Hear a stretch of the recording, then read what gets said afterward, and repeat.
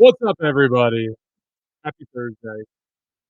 Hope all of you guys are having a great week so far. Very excited for this game. It's going to be an interesting one. Luka Doncic, congrats to Luka. Having another baby over in Slovenia is going to miss at least tonight, presumably tomorrow as well. I don't know why he raced back for a game in Philly. So I wouldn't be surprised if he's out for each of the next three games, which is going to put a very different type of emphasis in this particular game in this particular road trip on LeBron James, and that's going to be the story. And it's funny because all the talk about LeBron and how he's looked since he's first come back has been kind of silly to me because last year he had a full training camp where he looked healthy and then like looked bad for like a month as he tried to ramp up as literally a 40-year-old in the NBA. So not a whole lot to be surprised by there.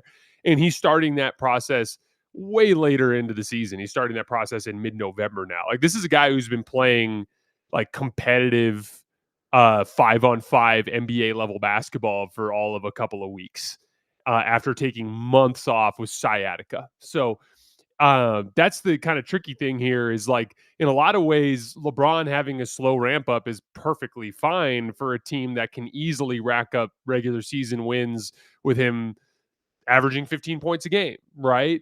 But that changes for this road trip with Luka out. Suddenly, he becomes like the legitimate secondary shot creator off of Austin. Austin obviously is going to have a substantially tougher job. And in general, this is going to be a road trip that's going to stress the Lakers in a bunch of different ways. It's going to stress their offense in a way that hasn't been stressed yet this season.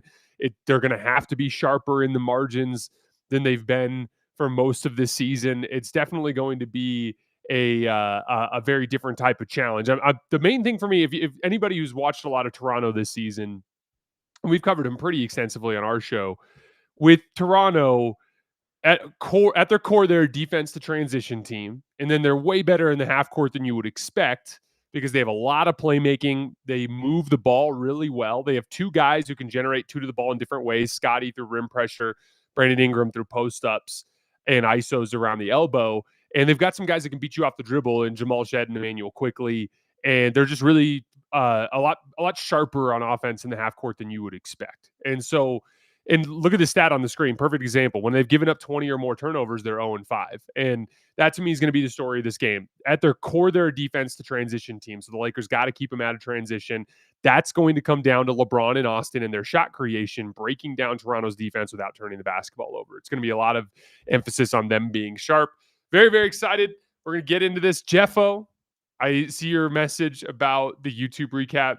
Thank you for supporting the show, man. It means a lot to me.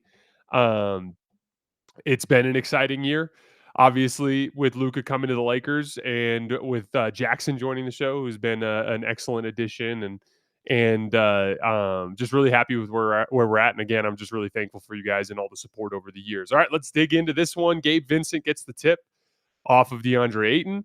Emmanuel quickly guarding him to start. Scottie Barnes on LeBron, predictable. I would expect him to attack Sandro Mamukelashvili in action as much as possible. Little off-ball action for Austin coming up, and he hits a three. Nice start for the Lakers.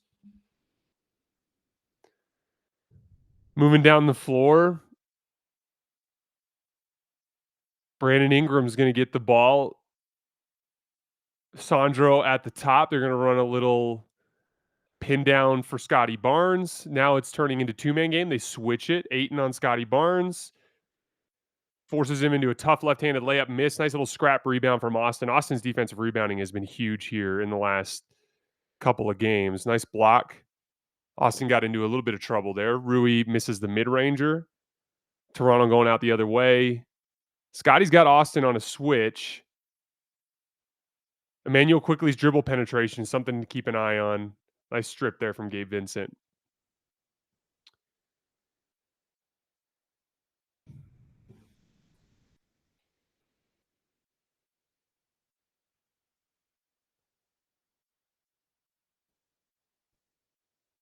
Brandon Ingram on the sideline or baseline out of bounds. Sandro can shoot it, misses that one. Ayton's going to have to be careful.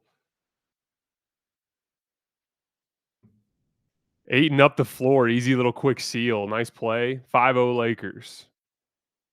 Manuel quickly bringing it up. Gabe Vincent on the ball. Hand off to Brandon Ingram. They switch it. Let's see if they try to get Brandon Ingram down at the elbow. Lakers switching everything here early. Well, they don't switch that one. Gabe gets over, and they end up losing Scottie Barnes on a back cut.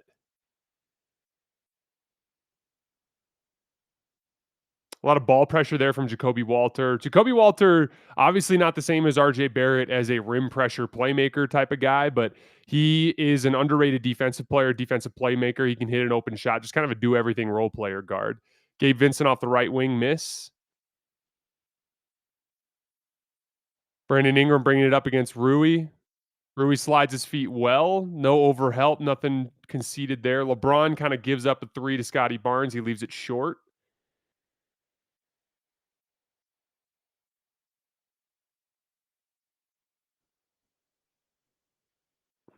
Big under from Jacoby Walter that leaves Austin for a pull up three. He knocks it down 8-2 Lakers. Brandon Ingram kind of curling. Look at that. A little bit of a drop coverage look there from the Lakers. Brandon Ingram hits a little pull up jumper at the elbow. 8-4. Kalen, I see you, man. It was a rough week for the Knicks in the sense that that Celtics game just kind of revealed everything that we've not liked about them over the last few years. Horn set for the Lakers leads to a weak side flare for Gabe Vincent. He gets over the top. Little reverse layup on Sandro. Sandro's got to do a better job protecting the rim there. 10-4 Lakers. Manuel quickly kind of probing in transition. Little weak side pin down for Brandon Ingram. He comes off another little elbow jumper. This time a little one-handed kind of floating push shot over DeAndre Ayton, and he knocks it down.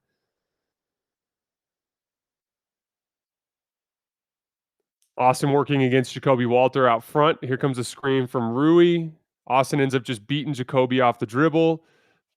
Sandro stepped up. Ayton made himself available in that vertical passing window. And Austin, who's a terrible lob thrower, ends up getting a good lob off to Ayton there.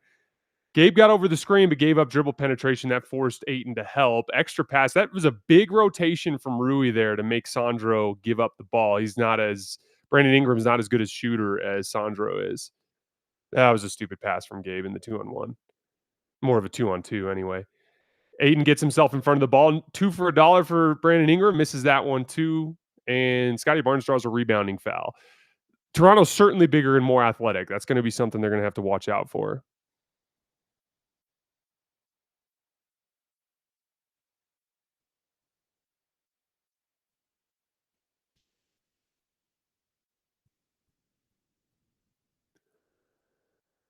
Sandro back screens for Emmanuel. They go to the other side of the floor. Jacoby Walter comes off a screen. They switch. Austin's on Brandon Ingram now. LeBron's on Emmanuel quickly, applying some ball pressure. See if he can contain the ball. Good job. Gabe, nice little help there from Ayton on the post up from Scottie Barnes on Gabe Vincent. Gabe's open on the left wing. Throws the ball to LeBron in the post. Little right shoulder fade. Leaves it short. Ayton beats everyone down the floor for the rebound. Power move on Sandro. Just smokes it. Sandro gets a rebound. They're going out.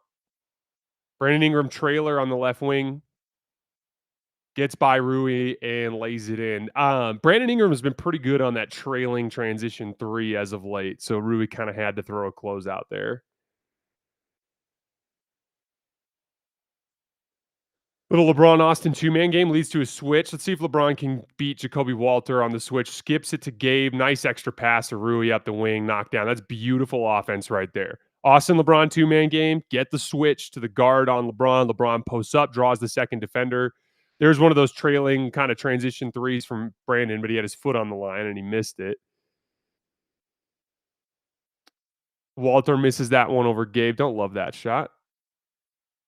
LeBron brings it up against Sandro. Let's see if he tries to drive on him. He does. Little bank shot. That was way off. Didn't get much separation there. That looked like an old man. LeBron trailing the play. Sandro smokes the layup. Nice contest at the rim there. Good transition defense from the Lakers. Austin on Jacoby Walter. Good ball pressure. Oh, got him with the snatchback dribble. Oh, missed it though. Good move, Austin. Brandon Ingram's bringing it up. Gabe Vincent picks him up. And we get our first timeout.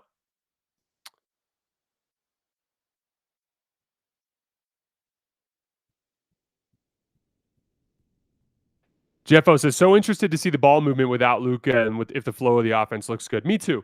We were talking about this in the Laker Collective podcast today. The Lakers are very much a brute force offense, but it's a lot by design, right? Like when you're a team that has a supremely gifted offensive player, you can get away with a lot that other teams can't. Like you have to run really sharp stuff when you don't have a supremely gifted offensive player. And I don't, I'm when I'm talking about supremely gifted there, I'm talking about the cream of the crop. Like I'm talking about the best of the best. And I'm talking about a handful of guys. Like there's like 4 or 5 of them in the entire league. And if you're not one of those guys, generally speaking, you're going to need a certain amount of offensive organization to make life easier for you. Austin has a little bit of brute force to him these days. We've seen that in earlier games this season when he's gone for 50 or gone for 40 or whatever it might be. But for the most part, this Lakers team without Luka is going to need to rely on a little bit more of the refined half court basketball, pushing the ball up in transition to try to get cross matches more or to get advantages early in possessions. Little details like what we saw there on that little LeBron post up, like getting a good matchup first. Like Luka can come out the opening gates and attack his primary defender, light his ass on fire for 12 minutes. And then all of a sudden, when he checks in the second quarter, he's getting doubled and blitzed all over the place. That's why Luka does that. He does that to try to change their coverage so they can play 4-on-3 the rest of the night. And when that's not an option because Luka, Austin and LeBron aren't those levels of offensive players, it becomes a little bit more important to invest in rhythm and different things that get the team going over the course of the game.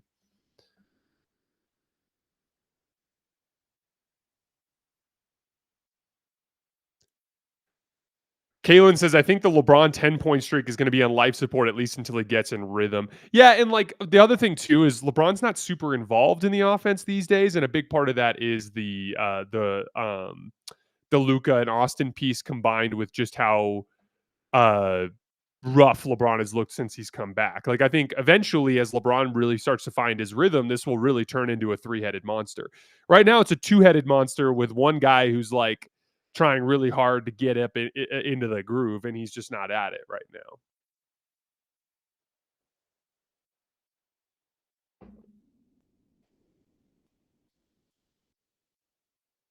All of you guys listening on YouTube, this is a League Pass game, so it's pretty easy to get the stream if you're a League Pass subscriber on Playback. So if you want to actually see the video stream at the same pace that we're all watching it at on Playback, head over to playback.tv/hoops tonight. Put in your League Pass credentials, and you'll be able to watch the game along with us. I know on YouTube you're just getting the audio. So if you guys or just me, frankly. So if you want to get the video stream, head over to playback.tv/hoops tonight. All right, back to action here.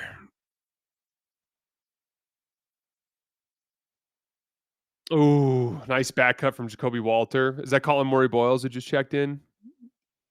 He's started a couple of games for the Raptors as centers have been out. The Raptors don't really have what you would consider to be a traditional backup center. I guess Sandro is the closest thing. And so they've done a lot of different versions of their starting lineup. I've seen Jamison Battle get in there. We've seen Sandro get in there. We've seen Colin Murray Boyles get in there. They've kind of tried a bunch of different things with their starting lineup. LeBron working up top. It's going to be an inverted screen with Austin. He slips out of it. That gives LeBron a little bit of a driving angle. Gets downhill. Let's see if he can get up. Finish. Nice skip to Jake LaRavia in the corners. Got to knock down a shot. And he does. Nice move from Jake LaRavia. 18-10 Lakers.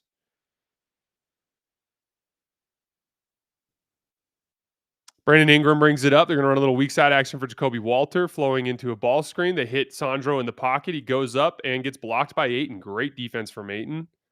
Not a good read from Sandro. Bully ball LeBron doesn't get a foul. You could just see there's not a whole lot of lift there right now with LeBron. That's going to be trouble for him. He's going to have to be, I think LeBron's going to really have to focus on being a little bit more methodical and using his strength more than necessarily his speed in this game.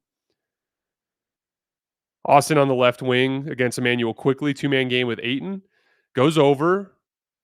Murray Boyles ends up switching. Nasty step through move from Austin on Colin as he kind of faked that little right shoulder fade into the step through. Easy layup. 20-10 Lakers. Brandon Ingram off the wide pin down. Brandon looks off Sandro, who was wide open on the pop, as both Ayton and Rui stuck around, but Brandon ends up chasing down his own rebound. Brandon drives through the middle, kick to Emmanuel quickly for three off the top, knocks it down. Got to be a little closer there with Emmanuel. He's really aggressive with that 3-point shot. Austin beats Jacoby Walter off the dribble. Now he's got Sandro on a switch. I'd go back to him. Clear out space. Austin wants Ayton in the right corner. I guess dunker spot maybe. LeBron, little deep wing three, misses it. Ingram coming up the right side.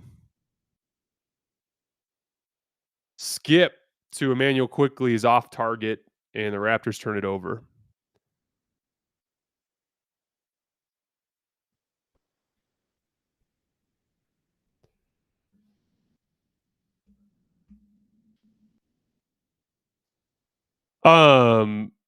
Ooh to the we. I see your super chat. I want to get that's a really interesting question. I want to get to that when we get or idea, I should say. I want to get to that when we get to our commercial break. I'll pin it for right now. Little stack action. Nick Smith ends up getting downhill. 22-13 Lakers. Grady Dick into the game as well as Jamison Battle. Brandon Ingram tries to post up Nick Smith Jr., ends up turning it over.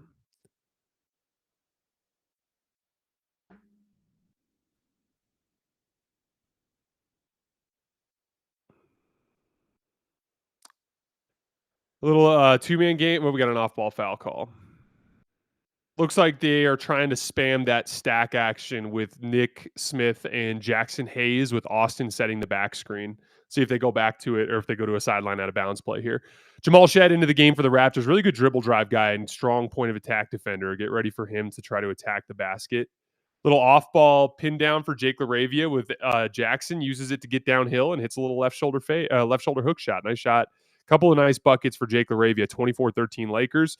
Little drop coverage look. Peel switch by Rui to get back to Colin, but Brandon Ingram hits a nice little fadeaway over Jackson Hayes as he gets downhill on the action.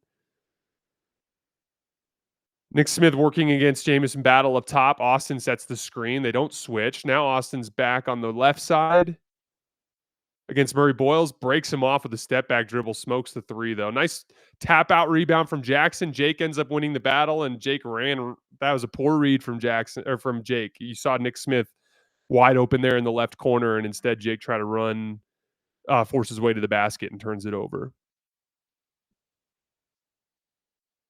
Timeout Lakers. All right, let's get into this idea. I'm pulling up the numbers to be sure.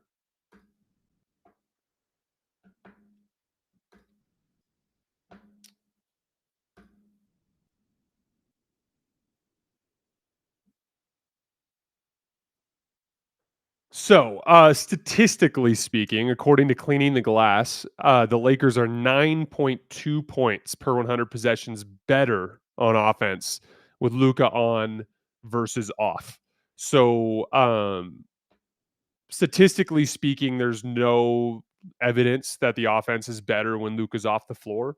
The specific offensive ratings 123.4 when Luka is on, according to Cleaning the Glass, and when Luka is off, that drops to 114.2, which is below average. Now, the one thing that you might be getting at, which I think is worth mentioning, is that I think the Austin LeBron groups have been pretty good on offense this season. Let me pull those up. So Austin and LeBron on the floor with Luka Doncic off is a 135 offensive rating, which is obviously off the charts. Really small sample size, though, 89 possessions. That said, a couple things there. First of all, Austin and LeBron have a ton of chemistry. So, like, those dudes have been playing together for a long time. They have a certain, like, rhythm that they just naturally fall into. But ultimately, they're going against bench groups, right? So they're going against lesser defenders, and they're going in portions of the game where things tend to be a little bit looser, right? Early second quarter, early fourth quarter is when we're seeing LeBron Austin led units. I do think there's some credibility to what you're saying, meaning like I think Luka could do a little more to invest in the rhythm of his co-stars early in games. But ultimately, the way that the Lakers stagger everything, they have their opportunities to attack. And I think Luka just strongly emphasizes that dynamic we talked about earlier, really punishing his initial matchup, his initial coverage to try to dictate blitzes and double teams that unlock the 4-on-3s, where all of a sudden LeBron and Austin become dramatically valuable as guys that can play with an advantage, right? But ultimately, like I want to say, let me pull up the numbers with all three of them because it hasn't been good to start this season.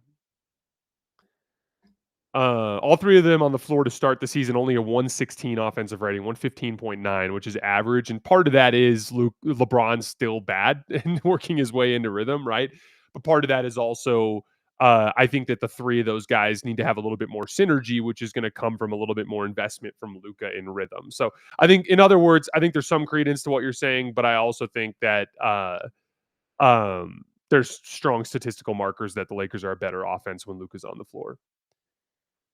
All right, Nick Smith out front. Guarding is that Jamal Shed drives, tries to pitch it back to Scottie Barnes. Nice deflection there from Rui, forces the turnover. Austin's bringing it up. Nick Smith is going to get it up top. Let's see if we get that stack action that we talked about. Nope, they're going to Horns. Enter to Jackson, flowing into a dribble handoff with Austin. Weak side flare for Nick Smith. They switch it. Jackson tries to turn the corner and smokes it, but Jake LaRavia gets a nice rebound. Jake trying to get into his bag against Colin Murray Boyles and gets swatted. Scottie Barnes with the rebound, kick ahead to Colin Murray Boyles down the middle, and he dunks it with his left hand. Jake's getting a little bit over aggressive now. Needs to tone it back just a tiny bit. 24-17 Lakers. Austin's got Colin Murray Boyles again. They go to Rui against Jamal Shed on the left block. They're kind of zoned up on him. Let's see how Rui looks to attack here. Jackson clearing to the dunker spot gave him some more space. That was really smart spacing. So, do you guys see that? So, on that play, originally Jackson standing kind of around the elbow, which is allowing Scottie Barnes to essentially strong side zone and just sit in that gap. So, Rui doesn't really have a spot to attack. Then Jackson goes to the left dunker spot. When he goes to the left dunker spot, he suddenly becomes a lob threat. Now Scottie has to account for him. So Scottie drops back towards the basket. That then opens up the space for Rui to try to actually back Jamal Shed down to get some separation. He does and gets a foul.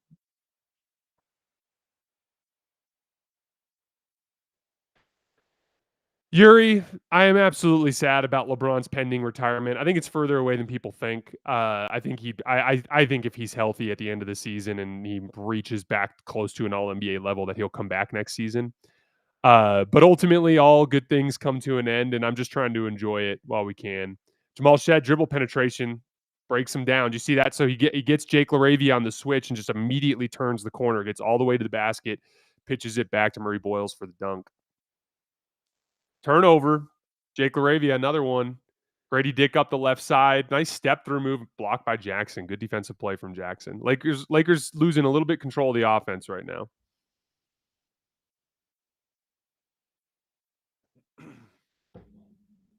This is a no Austin, no LeBron unit. So where's the offense going to come from? Well, from LeBron James, who checks back into the game.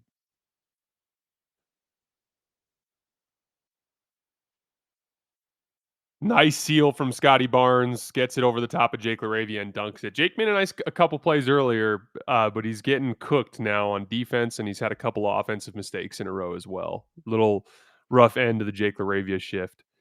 LeBron with Scottie, they're going to switch it, so he's got Colin Murray Boyles. I'd prefer to see him attack this with the post. It looks like he's going to try to drive him, though. Fumbles the handle a little bit. Aggressive spin move, gets into the lane, smokes the layup. I don't like this approach from LeBron because, like, dude, you don't have your legs right now. Like, you're not athletic right now. So stop trying to beat people off the dribble. Get down to the post where you can use your strength, your size, and your IQ.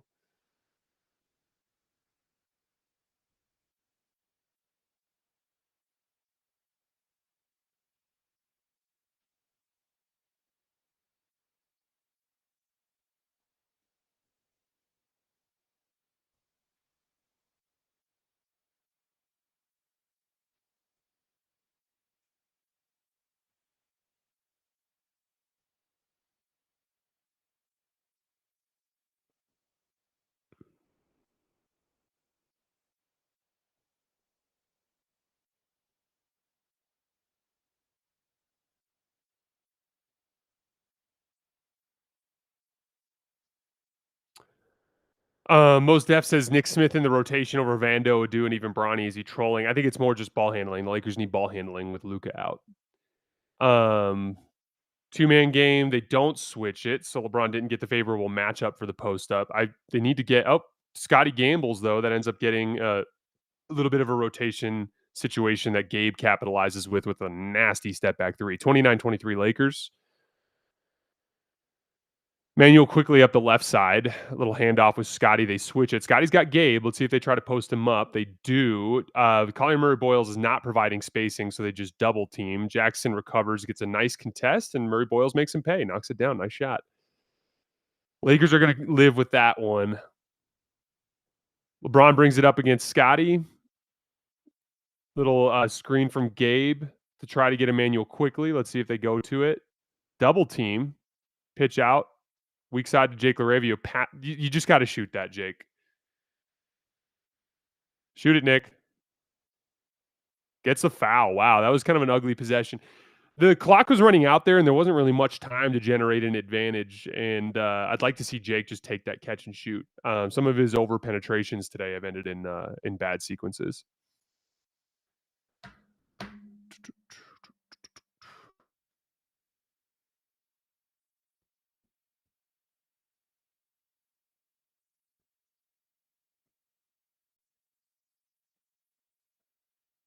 Nick Smith at the line.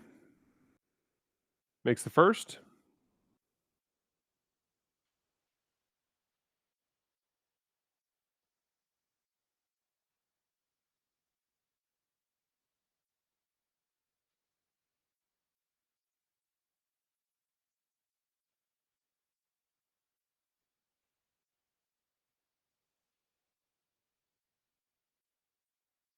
Through 2 free throws for the Lakers, up 5. Did Jake hit the heave? Nope, misses it. Good first quarter for the Lakers overall. They got off to a great start. A couple of key things that became an issue. Turnovers started to pop up there, and some bad shot selection stuff became an issue there at the end of the first quarter, which allowed the Raptors to get out and transition a little bit. The LeBron approach, again, I like him better out of the post than I do out of the live dribble stuff up front. I'd like to see him just like change his approach a little bit, work more out of the post. I just think at this phase of his ramp up, that's not going to be a part of his game where he's going to be super effective. You can tell he's just like almost like off balance on a lot of his drives because right now he's not in that peak athletic condition. So like we talk a lot about the physical battle of drives. Like the vast majority of drives are not like toasting a dude off the dribble and you're just running free and clear. Usually there's a little bit of contact, right? And there's a contact battle there, a leverage battle. You're either winning it as the offensive player and knocking the defender off balance, or you're winning it as the defensive player and knocking the offensive player off balance. And I just think LeBron has a better chance of winning those battles, like knocking his man off balance if he plays out of the plays out of the post rather than playing off the drive.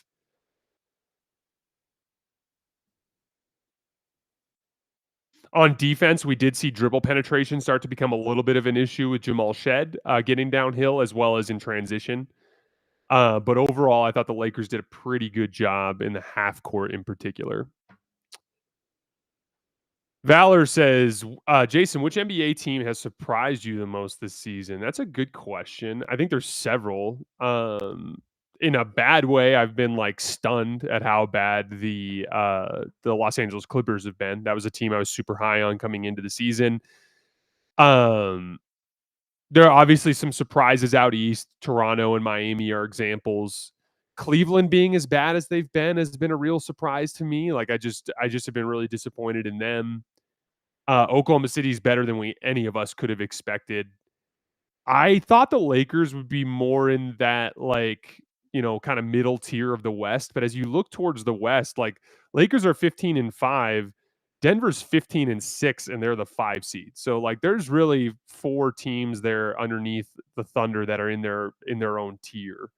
But yeah, if I had to say my biggest surprise, I'd probably say the Clippers and how bad they've been.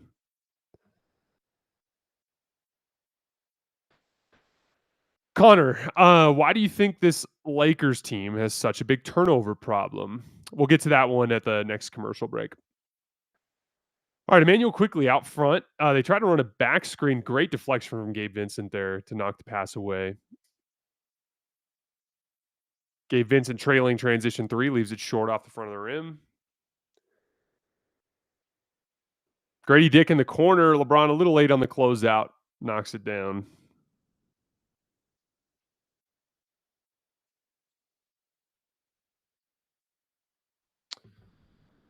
Okay, let's see what the Lakers look to run here as Austin is still out. Little inverted pitch back to Ayton.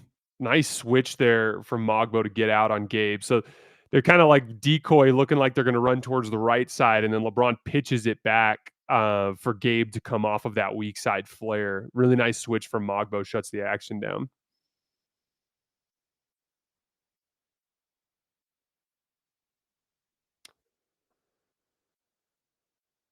Nick Smith out of the left corner against Emmanuel quickly. They're going to let him go one-on-one. That goes nowhere fast. Ayton deep seal on Mogbo, little right shoulder fade. Beautiful piece of shot making from DeAndre Ayton. Again, there, if LeBron's not going to look to be aggressive, someone's got to be able to create advantage. Ayton does so with that little right shoulder fade. Nice defense from Ayton on Scottie Barnes, forces the miss off the front of the rim. LeBron against Mogbo. Ayton slips. Good catch. Great block from behind by Scottie Barnes. Nick Smith fakes that little swing pass to Gabe Vincent in the corner and knocks it down. Big shot, 36-29 Lakers. A Duthiero in the game for the Lakers. This is going to be fun. Nick Smith starting on Emmanuel quickly. Gives up a little bit of dribble penetration and a floater. That's that kind of contain. I talked about that earlier. Emmanuel quickly and Jamal Shed, those two guys are their main like dribble penetration guys with RJ Barrett out of the lineup from the perimeter. Gabe, LeBron on the pop. Got to knock that down, LeBron. Way off.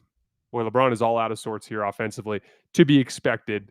I mentioned this on the Lakers Collective show today, but I would have been much more comfortable with LeBron adopting this type of higher usage role in the event that it was like a month from now. This is just LeBron's just so far from being ready for this right now. He's like a month behind in his development right now. I shouldn't say development. I should say ramp up.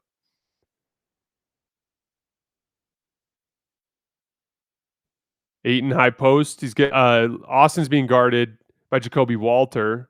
Jacoby does a nice job getting over the top. LeBron tries to back cut out. Duthiero drives against Grady Dick. Little reverse layup, knocks it down, and the foul. Look at a Duthiero. There's that athleticism on display. He just powered through Grady Dick. There's one of those leverage battles. See that? That's exactly what I'm talking about, right? So you got Grady Dick sliding his feet, and it's not a straight line drive. It's a contact drive. So who's going to knock who off balance? Adu, who's the much better athlete, just bullies Grady Dick off of his spot and allows him to have that extra little bit of leverage underneath the basket to finish.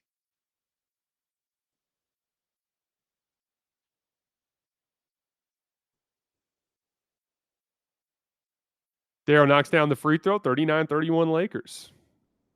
Emmanuel quickly coming up the left side against Austin Reaves. Looks like they're going to set a little double drag. That means Grady's probably going to pop and Mogbo's going to roll. He does. Low man help. They swing it to the corner. Scottie Barnes loses his balance against LeBron. Possession kind of fell apart. Good defense from the Lakers there. Quickly against LeBron. Beats him off the dribble. Little floater. Great block from Ayton. Great defense from the Lakers on that possession.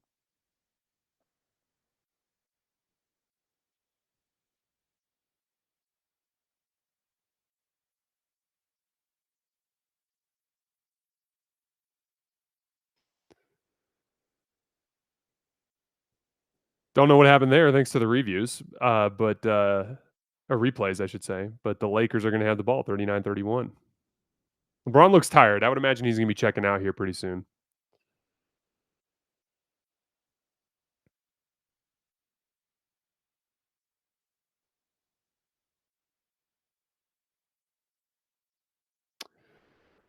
Okay, Austin working against Jacoby Walter up front. They're going to set a ram screen for LeBron. Scottie does a nice job getting through it. LeBron in the pocket against Scottie, left-handed drive. Look at that. Nice finish from LeBron. That little bit of a pop action gave LeBron just that tiny bit of leverage to get downhill against Scottie. Mogbo gets it up front. LeBron switches on to him. Jacoby Walter kind of soft switch three, knocks it down. Big shot from Jacoby. What are they calling here? They're trying to wipe the floor?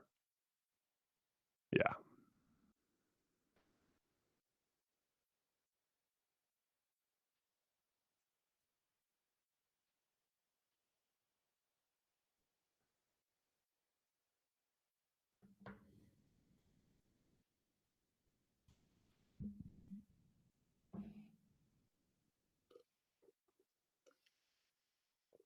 I don't hate that. With Jacoby, like it's you don't want to leave him like completely wide open, but a little soft switch three like that is something you kind of have to concede.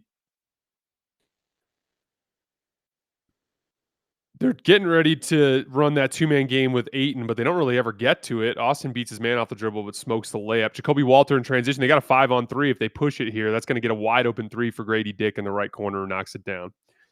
Those missed layups coming off the top like that, they almost always like if you drive from the top and smoke a layup, it's almost as bad as a turnover because you almost don't. You're not going to have your floor balance right. Nice swing from LeBron to the corner to catch Emmanuel quickly slipping off of Dalton Connect for the three there. Or we've talked about that with Luca, like ball screens off the top where you turn it over, miss a layup, any sort of drive off the top where you miss a layup. It just your floor balance is all messed up. But Duthiero in the passing lane draws the foul against Grady Dick. Nice work from Duthiero. A little solid shift from him. His athleticism really popping here.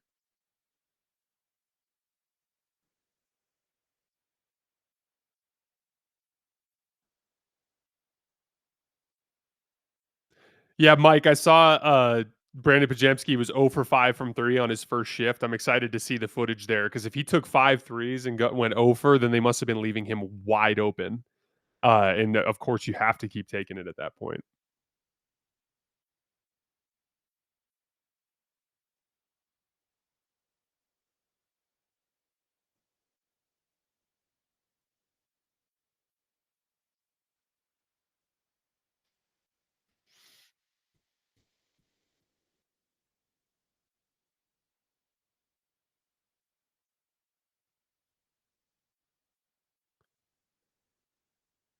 Missed free throw from Adu. Lakers by 8. Jamal Shed bringing the ball up the floor. They're going to run two-man game with Mogbo. Looks like it. Looks like they're trying to get Ingram the ball. Adu's on him. Let's see how he does. That's a good contest from LeBron there. They missed that one. That's that same kind of like soft switch three we were just talking about that I think you have to concede that Jacoby Walter misses that one. LeBron deep seal. Looked like he was getting held there. No call. Raptors ball. Pass was a little high too. I think he has a better chance of getting that call if the pass is closer. Kind of like that pass interference rule in the NFL. Little weak side screen. Dalton switches out onto Brandon. Adu's on Sandro. Let's see how he does in his off-ball defense here. Digs down from the corner, but stays home. Good defense. Ooh, I didn't see a foul there, but they're going to send the Raptors to the line.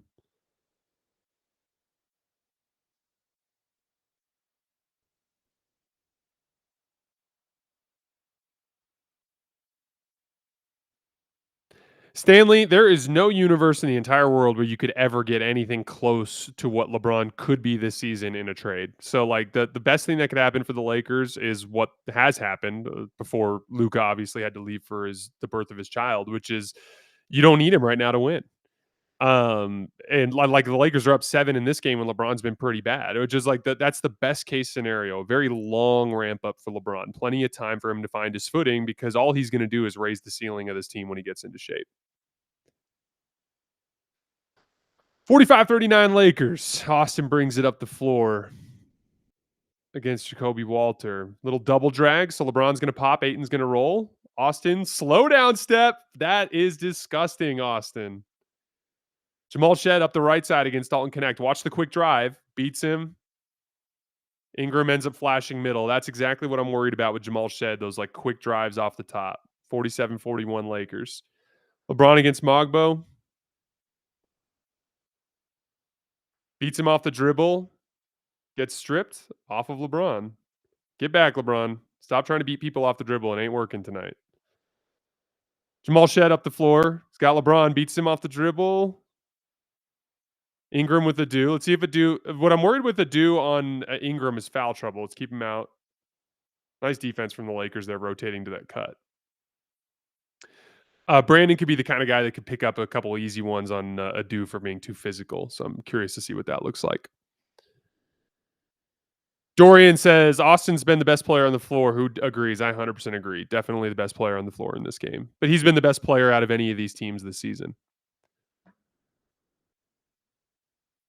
All right, stand by for just a minute for me, guys. I'm going to post a social media clip advertising this stream, and then I'll get to a couple more of your guys' questions. So just bear with me for a minute.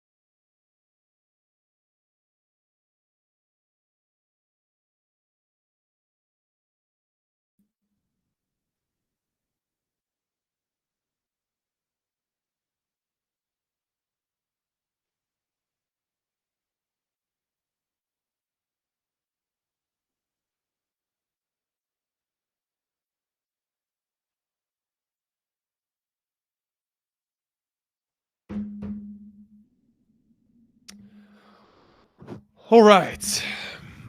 Back to action. Little cleared side ball screen with Austin and Ayton. Nice back pressure from Jacoby Walter. Pokes it away.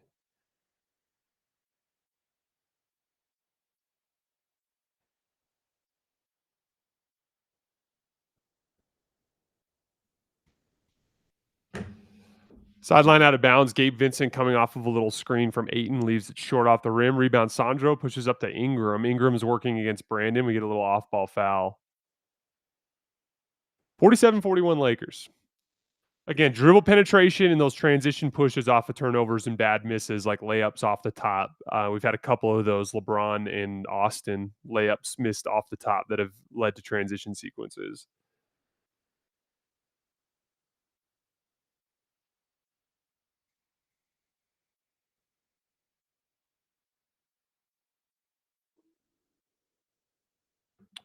Ingram against Adu. Adu fights over. Look at arms out, no foul, but the back cut from Jacoby Walter. It looked like Austin was the one who got back cut there. Good defense from Adu, though. That's just bad off ball defense from Austin.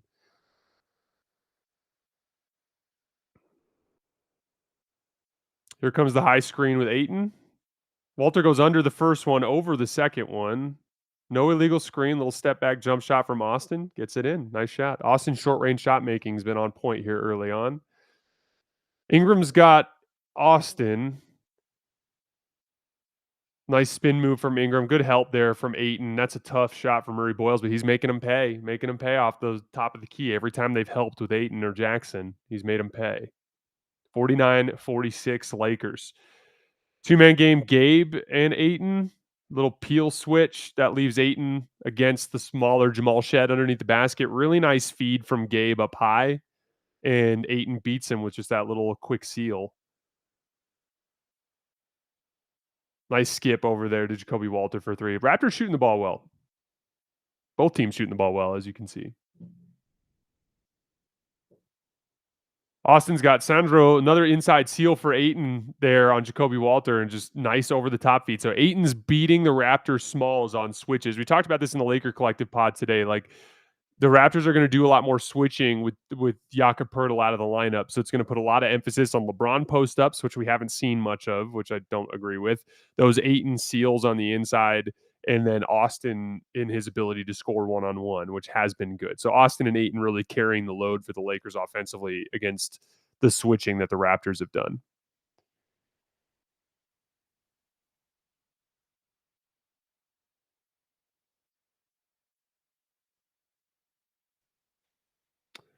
Jamal Shed up top against Gabe Vincent. Little weak side action leads to a switch. So now Brandon Ingram's got Austin on him. But look at Rui in the strong side zone. He rotates out of it. That kind of dissuades the matchup attack. Jamal Shed, once again, just toasting Gabe Vincent off the dribble. Good help side rotation there. Gets the block, though, on Colin Murray Boyles. Tough step back from Sandro. Misses it. Can they get the rebound? No. Murray Boyles beat Rui to it, and then Jamal Shed beat him back. And they get Jackson. Oh, they're saying Sandro touched the ball on the baseline there.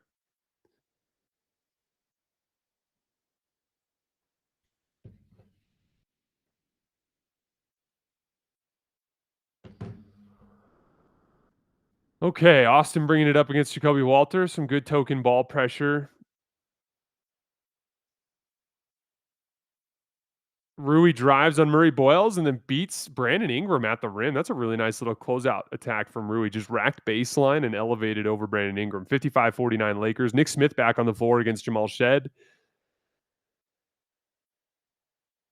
Jacoby Walter, another kind of concession three on one of those kickouts. Misses it, but they can't get the rebound. Lakers defensive rebounding becoming a little bit of an issue here. This is a small lineup, though. You basically have three, like, either below average size or below average athlete guards, and then Jackson and Rui. Jackson or Rui or Austin on a quick drive on Jacoby Walter, crosses over right to left. Freaking nasty little finish there off the glass. Austin's been phenomenal in this game. Timeout Raptors. Lakers up 57-49. Nice little burst there from the Lakers.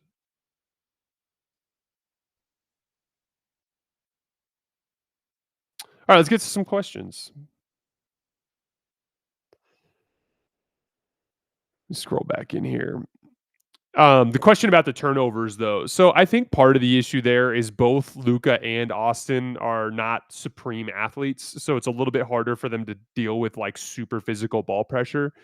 Also, the Lakers are a heavy pick and roll team. And in those pick and roll sequences, there's a lot of like complicated passing reads, like pocket passes against a like kind of collapsed defense or a skip pass over the top of athletes. And often those can lead to turnovers. I think it's that in combination with the floor balance dynamic we talked about. Any drive off the top or any ball screen off the top that involves a roller instead of a popper is going to lead to some floor balance issues, and the Lakers can give up pretty quick transition buckets in those situations. Amino MMA asks, you think LA should run more plays for Rui to get him open off the ball?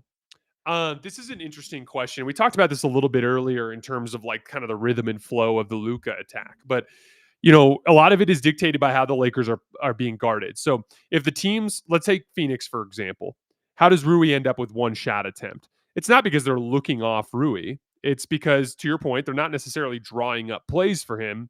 So they're playing through their primary ball handlers. So steady diet of Austin and Luka and LeBron on the ball, mostly Austin and Luka. And if Phoenix is going to do what they did, which is just guard those guys 2-on-2. So for instance, what does a ball screen look like when it's defended 3-on-2? It involves the big coming further up to the level. and then a low man coming off of the weak side to tag the roller. That's the third defender, right? In those sorts of situations, you're going to have the skip pass open. And if the skip pass is open, that's where Rui's going to get a lot of wide open catch and shoot threes. Whereas if they defend it the way that Phoenix defended, where you have Mark Williams in a deep drop coverage, the low man doesn't have to come over because Mark Williams is dealing with both the roller and the ball handler coming downhill. So that leaves everyone else kind of home off the ball, right? And Luka actually had a turnover in that game to Boye, if I remember correctly, on a skip because he thought the roll man was getting tagged and he wasn't. So he threw the skip pass and it ended up being stolen, right? So, like, Rui is not going to get a lot of shot attempts when the Lakers are being guarded that way. So to your point, in a game like that, especially when Phoenix, like, Luka's had 20 points in the first quarter, and Jordan Ott was like, "I'm still not doubling. I'm still not bringing that extra defender into the action." And so with that happening, you put too much on the plate of your ball handlers to try to score every single time when the read is score the ball. So at that point, I do think it needs to, in games like that, a little bit more investment in not just Rui's rhythm, but LeBron's rhythm as well to get those two guys involved so that Luka and Austin don't have to do everything. Back to action here. Jake LaRavia back on the court. Let's see if he can do better than he did in his first shift. They double team Brandon Ingram off the right side. He takes a fadeaway jumper anyway. Jake beats everybody to the rebound. Nice work. Austin brings it up in transition against Jamal Shed. We got a quick post up for LaRavia against Quickly. He goes to the left shoulder hook shot, knocks it down. 59-49 Lakers. 3 minutes left here in the second quarter. Emmanuel Quickly bringing it up. They're going to go to Sandro up top and run inverted with Scottie. Scottie's now got Jackson on him. Jackson needs to just give him space. Give him space, Jackson. They're strong side zoning a bit with Austin. Scottie tried to just power through him there. Good defense from Jackson, absorbing the contact without fouling. Scottie smokes the left-handed little floater. Rui on the right, left wing. Misses it off the back rim. Good steal from LaRavia.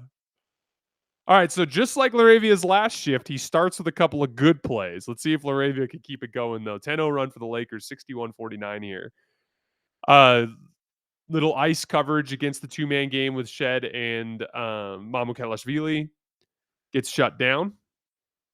Scottie's out front against Rui, passes it to Jamal Shed. Shed's got Jackson. They botch a switch that leaves Scottie Barnes open on the slip. That's bad defense there from Rui. Rui and Jackson, they got to communicate through that. You can't just give up a wide open slip like that.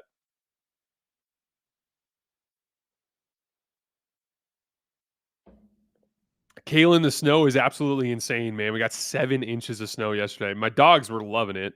My Great Pyrenees in particular, I've never seen him want to like my Great Pyrenees is like a piece of furniture. He just lays around all day. And like that dude was like sprinting around like when we first let him out in the morning, I shit you not, he just went sprinting down the driveway like he was gonna leave. Like it was like he saw the snow and it like lit a fire in him. He just wanted to play. But it is a huge pain in the ass. Driving around is a pain. It only got up to like 38 degrees today, so not much of the snow melted. Our cars are obviously just covered in snow and ice and dirt and salt. So it definitely takes some getting used to compared to Arizona, where it's like sunny and 70 degrees every day. 61-50 Lakers, a little horn set, a little weak side flare for Austin flowing into a ball screen. That gets, Jackson smoked it. LeBron was a little off with that lob pass, a little off with the timing and location. Rui ends up leaving Brandon Ingram for that transition trailer 3. He misses it short off the rim. Rui, kick ahead. Nice deflection from Rui to save that from being a turnover. Jackson ends up being the beneficiary. Nice little scoop shot, 63-50 Lakers. Brandon Ingram against LaRavia. Pick and pop wide open for Sandro. Knocks it down.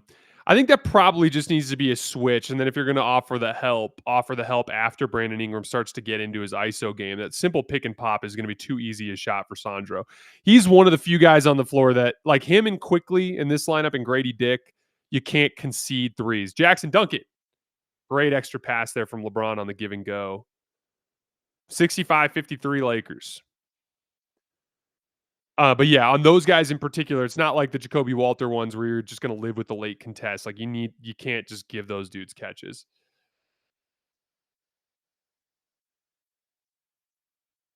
Austin drawing 2 to the ball kind of got that sequence going.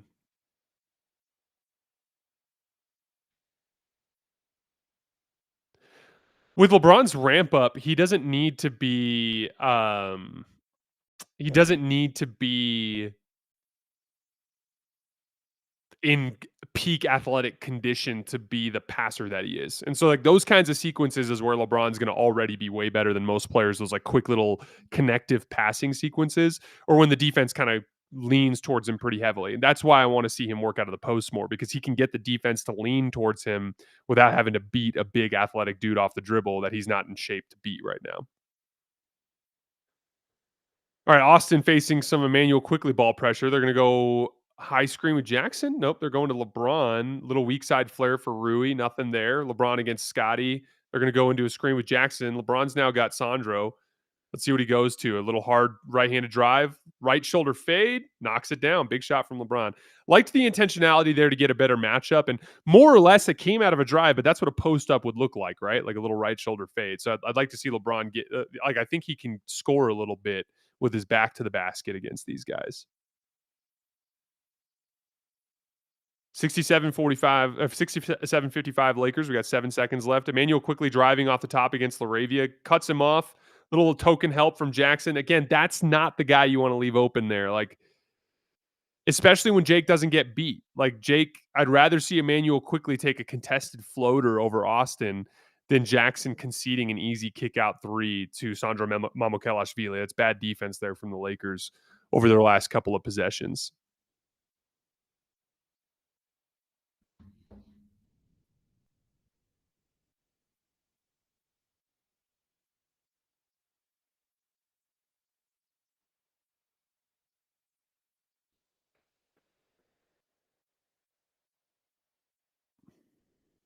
Lakers actually only had 5 turnovers in that half and gave up 4 points off of them.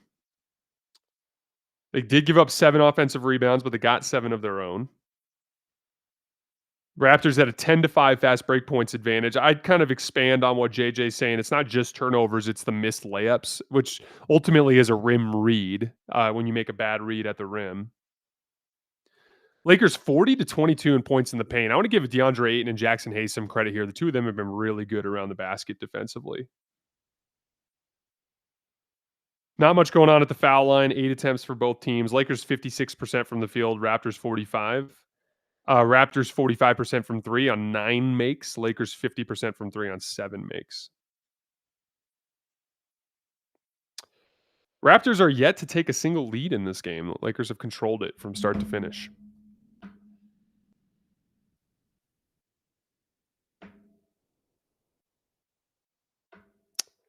All right, we got a few minutes here at halftime. Anybody want to come up and ask some questions, unleash some takes, talk some shit, whatever it is you want to do? Anybody want to make a request? Just go over to the stage button and request to come up on stage, and I'll get you guys up here.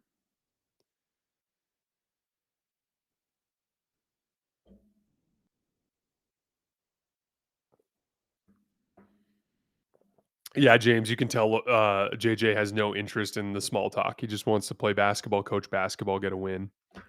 Have I done anything with my with a trainer with my dogs? No. I'm very lucky though. I have good dogs.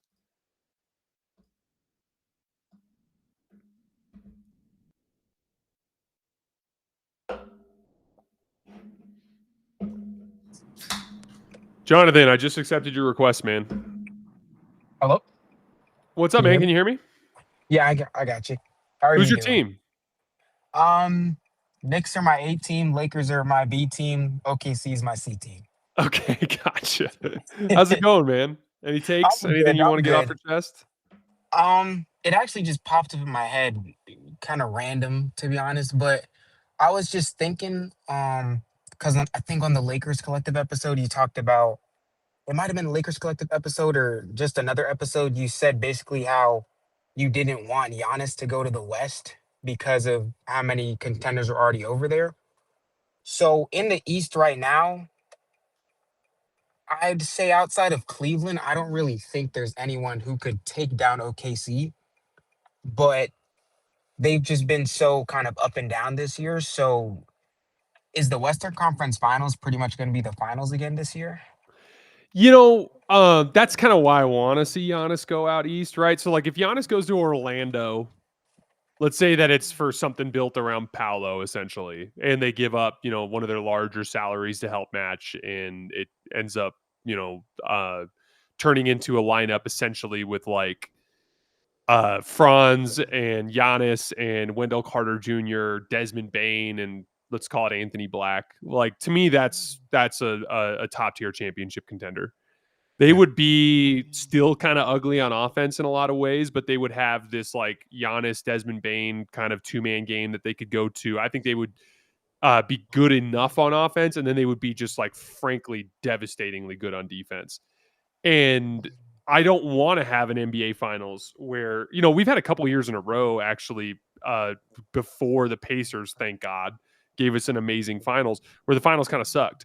And it felt like Yeah. the Western Conference series between like the Lakers and the Nuggets was like a championship series, or even in the Western Conference 2 years ago when Denver lost to Minnesota, and all of a sudden you had Dallas and Minnesota in the Western Conference Finals, and neither of them were real top tier contenders, and Boston was just so much better than both of them, and it felt like Denver was the only team could beat Boston, right? So like you don't want to have a situation where there's like a legit second tier contender going up against OKC in the finals, or Denver, whoever it is that comes out of the West. So like to your point, if let's say Giannis goes to San Antonio, now I've got 4 top tier contenders in the West and 0 top Yeah. tier contenders in the East.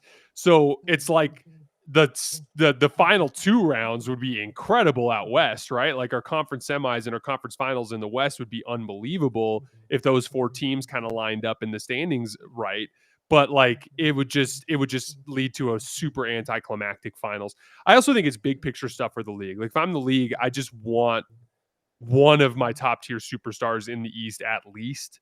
And then over time, like Cade's going to join that group, right? Like there's going to be more talent in the East, young talent that's going to rise. So it's more for just balance in the league that I think it's for the best if he stays out East. Is there a team that you want to see Gotcha. him go to? Um, I I think I like him with the Knicks. I just don't think they take Cat. But listening to, because I watched your episode today and you brought up Atlanta and you've got me on Atlanta, but only if they keep Trey. I don't want to see him with Jalen Johnson. And I've been hearing people say, "Oh, trade him for Trey," and I don't think him and Jalen Johnson is like a good pairing in my opinion. I don't know how they would get the deal done without Jalen Johnson. Like that's the thing that bothers me. Like if you do a deal with the Lakers, you're getting Austin Reaves. Austin Reaves is frying the Raptors tonight, like You on don't the think they'd road. take Like Trey? I'm sorry. Do you think they would take Trey Young? No, why would I want Trey Young if I'm Milwaukee? I've already got my 2 guards of the future in AJ Green Yeah, and true. Ryan Rollins, right? Like that's my thing. Kevin Porter Jr. has been hooping his ass off since he came back. So like if I'm the Bucks, I want nothing to do with Trey Young. So like then it becomes like, if I do a deal with Orlando, I'm getting at least Paolo, if not like a Anthony Black type of like blue chip type of talent, and I'm getting a bunch of draft picks. If I do a deal with San Antonio, I'm getting either Steph Castle, or I can do it with Devin, or with Dylan Harper and a bunch of draft picks. If I do it with the Lakers in the summertime, I'm getting Austin Reaves and 2 draft picks, right? So like there's a certain amount of like, I don't know how Atlanta can get that deal done without including Jalen Johnson. And it like Mike's saying, Kristaps Porzingis, why the hell do I want Kristaps Porzingis if I'm the Bucks? Like if I'm Yeah. just getting draft picks back, I don't think that that's enough. Like to me, Zachary Rissache is not in the same stratosphere of a blue chip prospect as a Paolo or an Austin or a Steph Castle or a Dylan Harper. Like I think there's a lot of like Giannis is fucking good. He's gonna get a big ass offer from one of these teams, and I just don't know how you compete if you're not including Jalen Johnson. Now, let's say they include Jalen Johnson. With Jalen's salary, I don't know who else they'd include, but they include something else for filler. You could put together a lineup where you have Giannis with Trey, but you still have a Dyson Daniels, and you still have a Zachary Rissache, and you still have, Nickeil Alexander-Walker and a depth of talent off of those guys. And there's a version of that story where that Atlanta Hawks team is a bona fide championship contender. The flip side is like Giannis keeps getting hurt. Trey keeps getting hurt. like there's a version of that where you're the Hawks and you end up losing in the first round because one of those two guys is injured, and now you're watching Jalen Johnson hang 30-point triple doubles for the Bucks for 5 years, and you're just pissed off. So like it's a lot higher risk for Atlanta. But like that's why I keep coming back to Orlando. Like Orlando to me, like they're having a lot of success without Paolo, right? Like Paolo, Yeah. and I don't think Paolo deserves as much blame as he's getting, because I think they kind of started winning before he got hurt. But like Paolo is kind of the odd man out here as a weird guy that like doesn't really fit in Orlando because they don't have a ton of shooting. But if you put Paolo in Milwaukee and he's surrounded by a Bobby Portis and a Miles Turner and an AJ Green and a Ryan Rollins, I kind of like that for Paolo because Paolo's surrounded by a bunch of shooting. You have more space to operate, right? If I'm Milwaukee, I'm getting a legitimate, at least a guy with superstar potential. He hasn't really flashed the top tier element yet, but he's got that potential.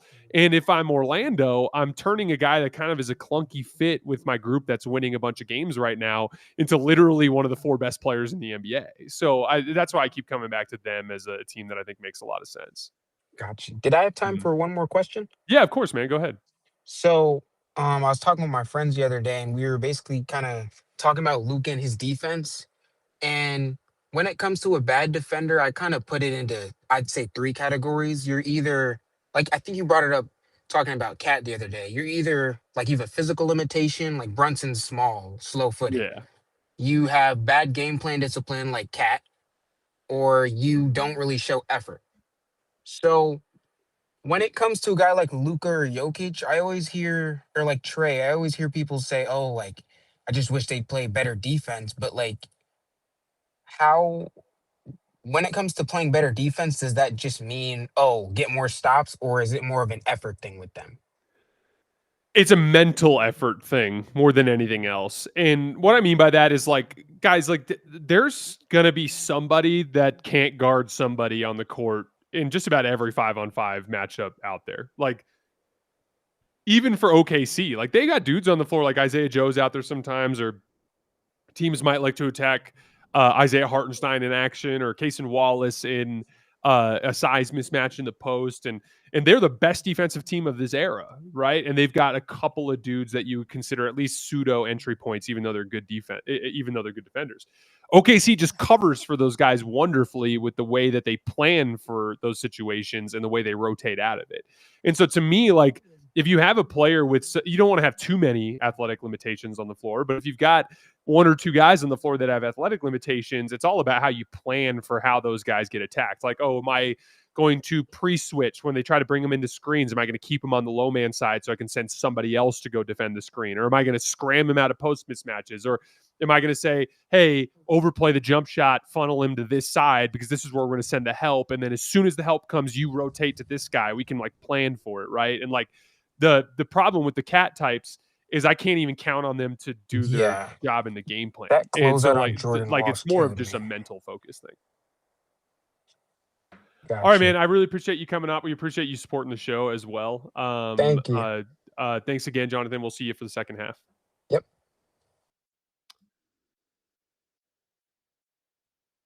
Mr. Will, I'm bringing you up.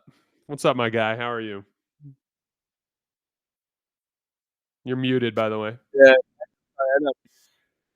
You have some shit you want to talk, Will? I just have one. Hello? Can you hear me? Now I can hear you. Okay. I just have one like overarching question. Obviously, before the season, you had Luca over Shea. Are you gonna you're gonna change it, right? Like Shea's obviously better. Like we agree. I think Luka's having an unbelievable season, and I think that if you put Luka on the No, Thunder, stop. No. Jack, This is ridiculous. It's ridiculous. Come on. The guy is literally. Do you see what he's doing in the clutch? Do you see what yeah, he's doing he's at been the end of these games? unbelievable. He's been unbelievable. I don't know what to tell you. Have you noticed the Lakers are like 6-0 in clutch games? It's not the same. It's not the same. What he's doing to these teams, it's either the Thunder win by 30 or Shea has to come into the game and hit every single shot when the timer hits 3 minutes. That's Here's what's my happening in these take games. on the top tier superstars coming into the season. I came into the season thinking it was Jokic, Luka, Shea, Giannis, with Jokic being kind of like the clear number one. And all 4 of those dudes are playing the best basketball of their careers. So, like Luka's literally averaging 35.3 points per game on 63% true shooting. The Lakers have the second best half court offense in the entire league. It was number 1 before the Phoenix game. Like his job to run this offense, he's been just absolutely murdering teams. He's had like multiple 20-point quarters, like 3 of them in the last week and a half. Like, and here's the thing, Shea has likewise been unfreaking believable. So has Giannis. He's shooting a career high like 64% from the field. Nikola Jokic has been putting up like ridiculous 30-point triple doubles over and over and over again for Denver. So like, I don't disagree with you that Shea's been amazing, but are you just not going to acknowledge that the Lakers are 15-5 and Luka's averaging 35 on 63% true shooting? Like, he's also been amazing. I think Shea's been clearly better. I just think he's been clearly better. Like, if you include like Shea's 33 points in 33 minutes, Luka's had 35 and 37. Shea is a substantially better defender. He's way better at taking care of the ball. Luka's having a great defensive season. He's not okay. Like, okay, he's not Shea though. He's not. He's Shea not Shea. I agree with you. But like, can we acknowledge that the turnovers matter here? Shea's averaging. He's more efficient. He's got obviously better shooting percentages from all 3 levels, and he turns the ball over way less. He's got 1.7 turnovers. The turnover thing is legitimate, and Luka's had some bad games where he's turned the ball over a lot and it's hurt his team. And I think that there's a definite conversation to have with that, counterbalancing some of the playmaking. But Luka's still a substantially better passer than Shea overall. So like, I think here's the thing. If you were to tell me that you think Shea's been a little better than Luka this season, I would entertain that. But like, I'm not going to change my start of the season opinion to Shea when Luka's literally averaging a career high across the board. And here's the thing, what did you think about the difference? Let me just be 100% honest with me. How much better coming into the season did you think the Thunder roster was than the Lakers roster? in like, how, like, I don't know. In terms just admit of what, it. You thought the Lakers roster was trash, but just say it. Just say you thought the Lakers roster was trash. I thought they had talent. I respect Reaves. LeBron is still LeBron. But yeah, the Thunder compared to OKC, better. Yeah, Thunder are substantially better than every team in the league. Yes. Okay, yeah. so Luka's putting up career highs across the board, and his team is 15-5. Okay, but like, when you watch these games, you have to understand like what Shea does.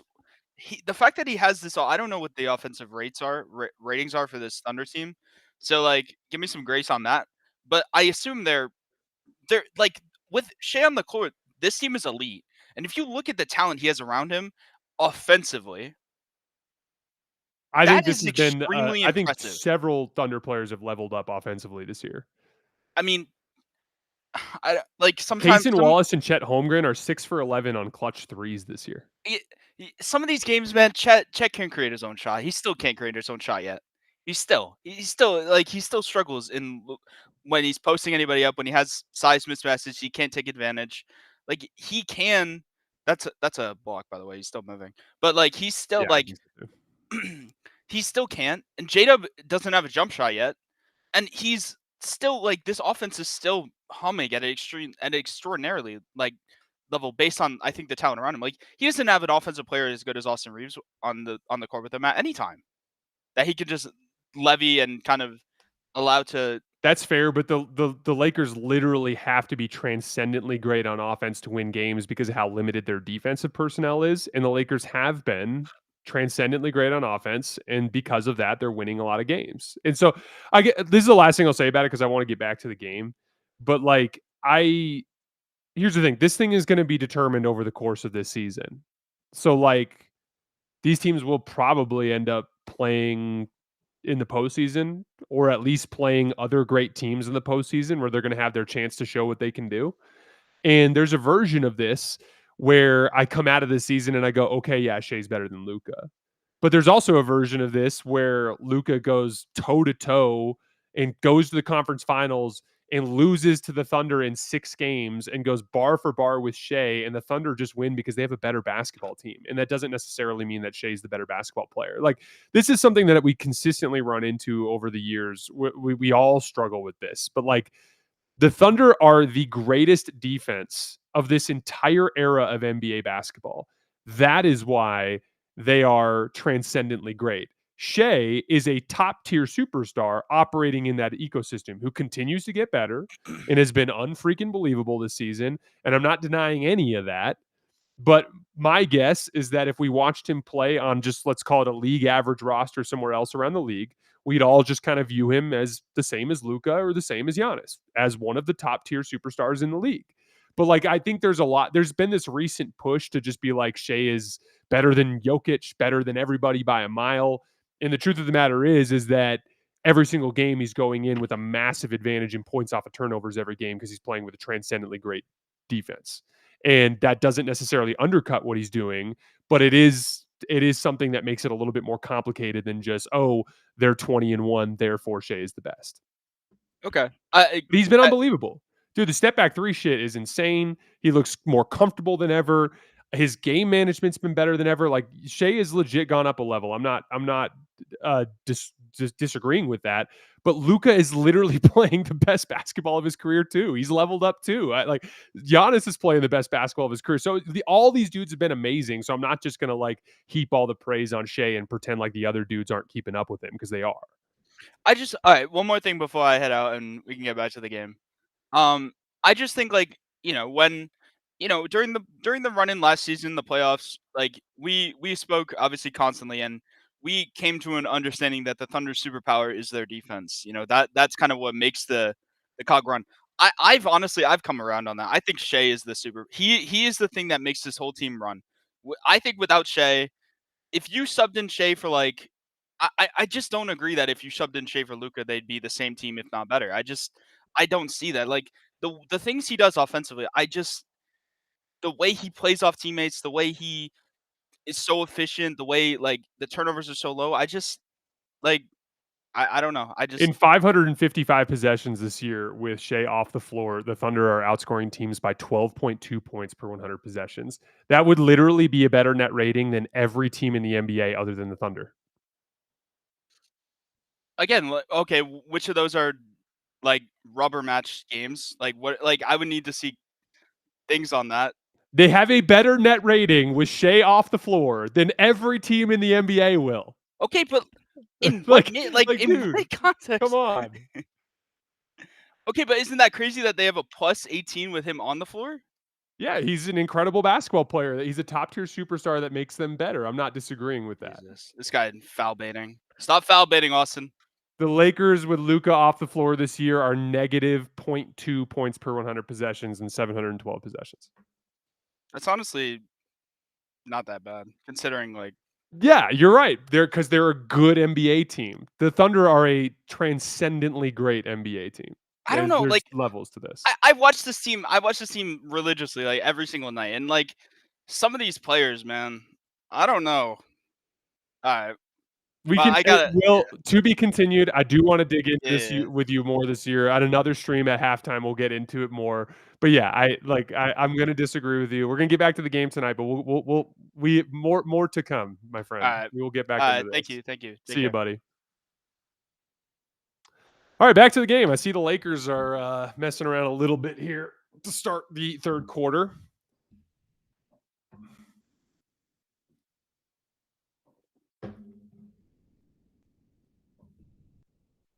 Yeah, that on-off number is insane. They're better with Shea off the floor than every team in the NBA. like, what do you do? What do you do with that information?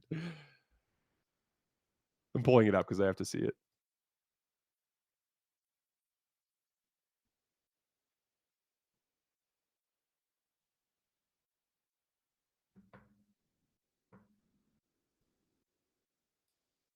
Yeah, the best non-OKC net rating in the NBA right now is plus 11.7. Houston. That's worse than the Thunder are with Shea off the floor. And there's no other team in the NBA with a plus 10 net rating.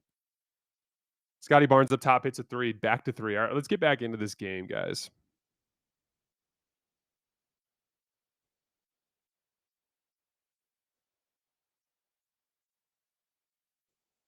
Little sloppy pass from Austin to Ayton in the pocket. He's got to be more careful. That's what sparks these transition sequences. Austin's blocking foul. Got to be careful with these turnovers at the top. That's bad. That's a bad pass from Austin. A difficult kind of catch there in the pocket.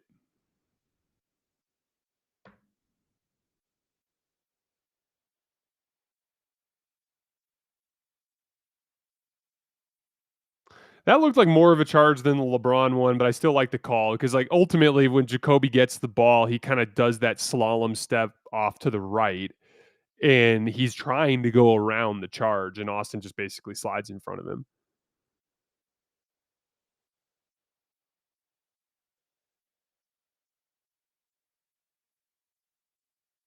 Austin's got a big scratch there on his right shoulder. He clearly picked up today.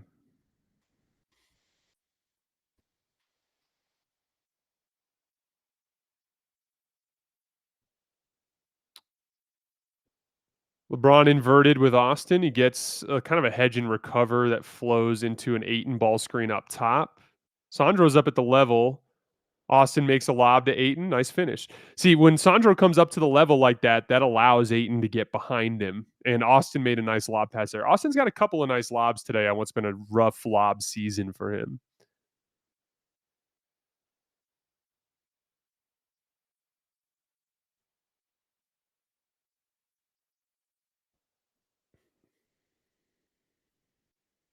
Ayton knocks down the free throw. Lakers up by 4.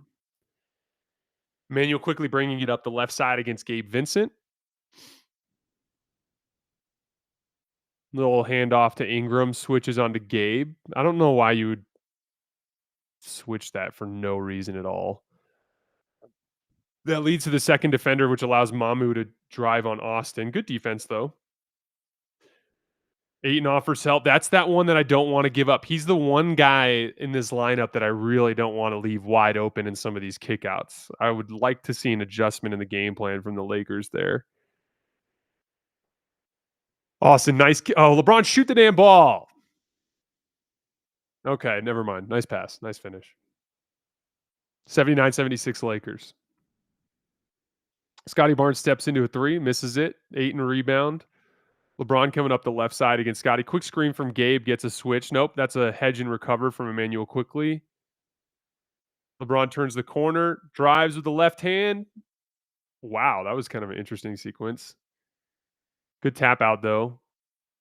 Jacoby Walter, wide open corner three in transition, knocks it down. That's one of those missed layups that I was talking about. Like those missed layups driving off the top end up leading to those transition sequences every bit as much as the um, turnovers do. I am incredibly disappointed in how much LeBron is trying to work out 30 feet from the basket off a live dribble. It just doesn't make any sense to me. I really want to see him work more out of the post in this particular matchup. On the one hand, like I'm not surprised that LeBron's struggling because we talked about this going in. He's not ready for this. LeBron's a month away from being ready for this. But at the same time, like there's an easier way to do it than what he's doing, which is use your size, work out of the post, but he just seems unwilling to do it right now for whatever reason. It's kind of disappointing.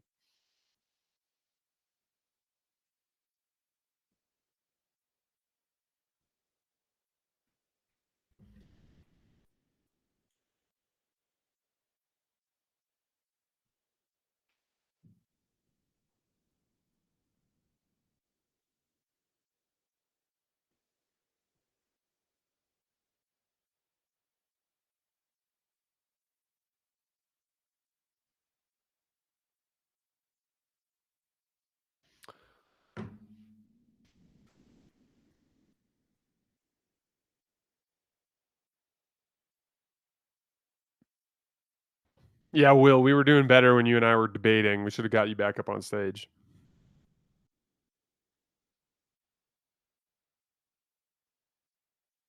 Will, if this was the Thunder and Shea was sitting out for the birth of his child, they'd be up by 23 right now.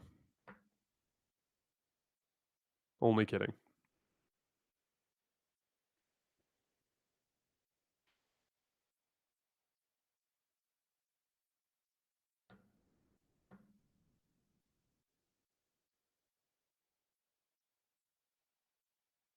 So one of you guys in the comments make a point regarding Kevin Durant. Let me see if I can find it.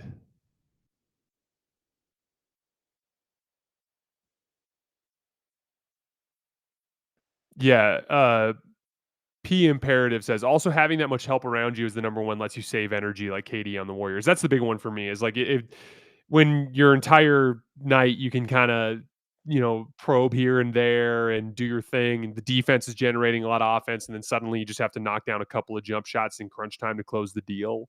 Like it's a lighter load overall.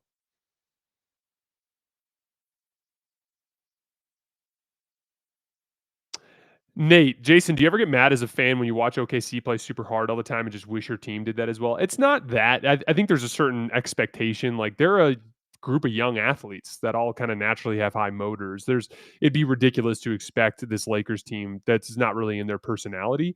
It's more with the Lakers, the mental focus, possession to possession that I want to see. Here we go, LeBron working with a live dribble again for no damn reason. Are you going to post up? Okay, there you go. I wish he would have just attacked a little bit more. Rui over a triple team. Good God, what a shot. So LeBron gets the mismatch he wants there. Clear the right corner, send that guy out, back his ass down to the block and force the defense to react. I just want to see a little bit more bully ball from LeBron out of the post. LeBron shows on Ingram. You got a carry on Brandon Ingram. You don't see that call very often, do you? Is Gabe Vincent okay? Looks like he banged his knee a little bit.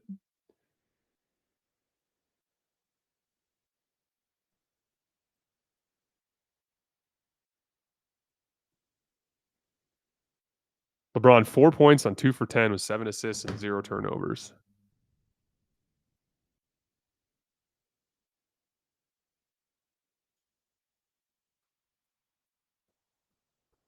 Ayton's got Scottie Barnes. He's fronting him, though. That's a really difficult pass to make, Rui. There was a bracket there. As you saw the defender behind the front two, and the turnover leads to the transition kick ahead. That's just bad offense. Like, Ayton's getting fronted, and he's bracketed. There's a defender that's right behind him there. So that's an incredibly difficult post-entry pass to make, and Rui threw a bad pass on top of that.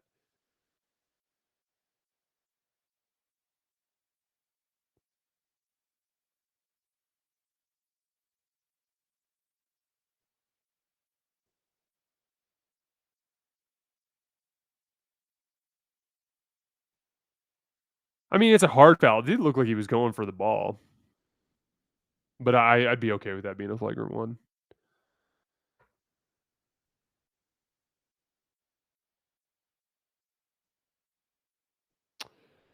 Matthew Davis says, Jason, would love to see you debate one of the Nerd Sesh guys or anyone else on Kobe's all-time ranking. The fact that anyone could have him outside of the top 10 is completely insane. I totally agree. I have Kobe third all-time behind LeBron and MJ. But Kobe no one can understand the metrics with him. It like goes right over their head. And the thing is like, it's all relative. If you go look at any of the scoring guards from that era, they were all inefficient.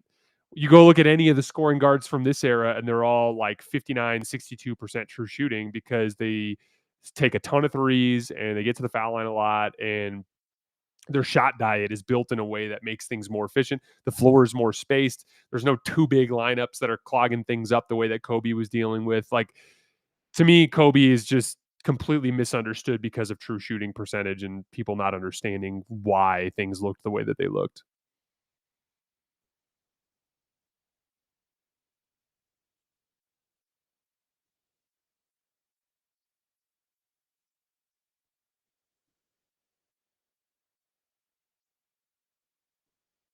And I think Lakers fans are right to be pissed off that like Kobe straight up beat Tim Duncan in playoff series over and over again. And for some reason, that doesn't count in this discussion.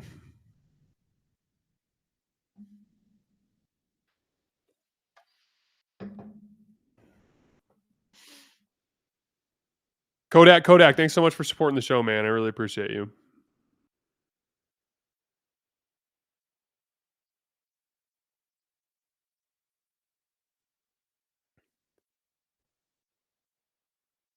Flo looks like it's going to be flagrant penalty 1.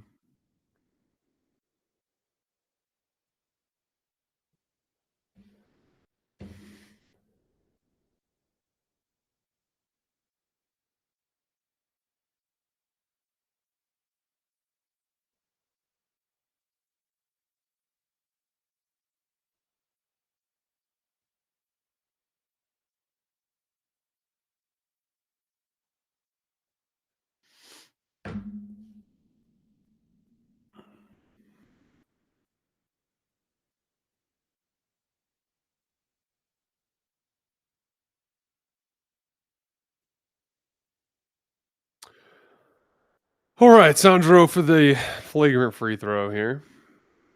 Off the heel.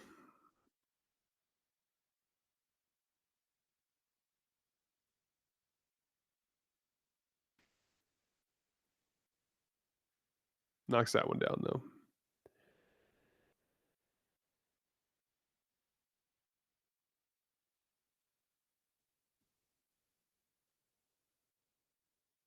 Kaylin says, Jason, here's a take for you. If a player gets a career high versus a tanking team, the stats should be adjusted and nerfed on a curve.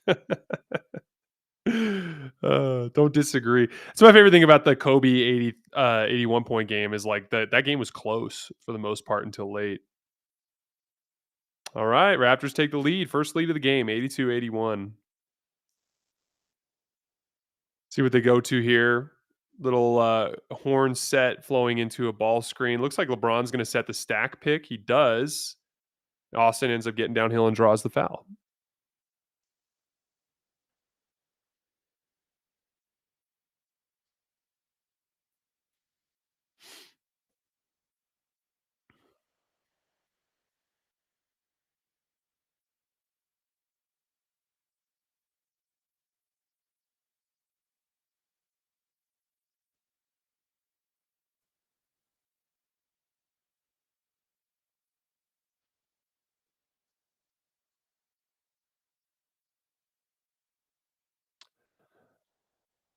Okay, Austin knocks it down. Lakers have the lead back, 83-82.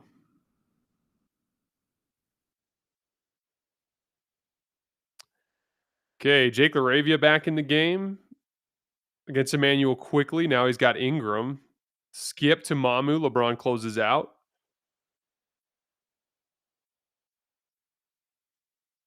Nice strip there from LaRavia. He's defended reasonably well here in this since that end of that first shift. Brandon hits a tough little right shoulder jump shot over the top of him. 84-83 Raptors.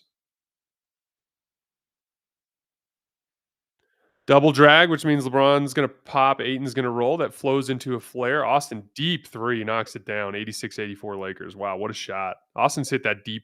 He's been looking pretty comfortable on that like 28-footer off the top of the key this season. Ingram, kind of a peel switch.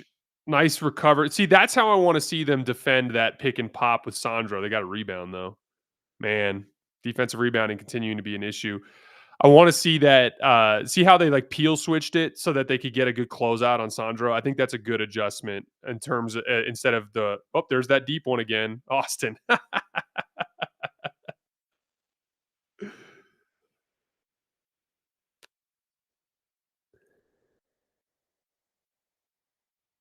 All right, Emmanuel quickly on Rui.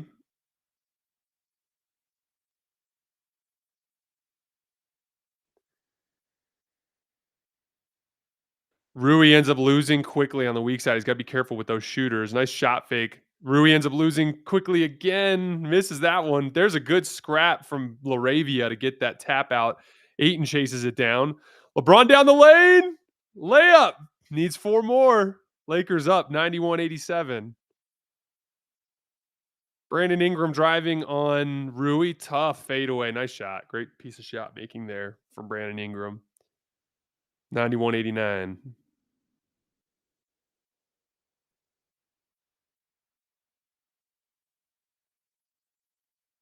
Austin drives on Mamu. Kick back to Jake at the top. Got to knock it down. Misses it off the back rim. Ayton's got to run back. Ayton got to run.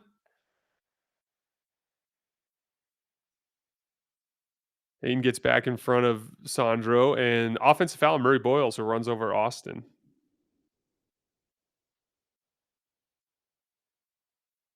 God, those are ridiculous shots, man.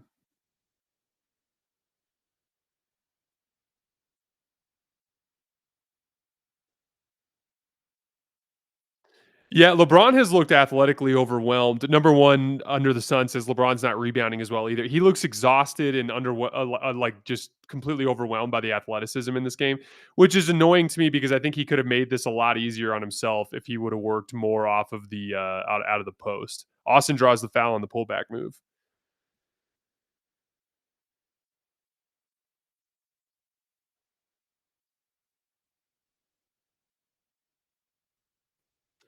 Jonathan, I see your question. Thanks so much for the power chat. We will get to that on the commercial break.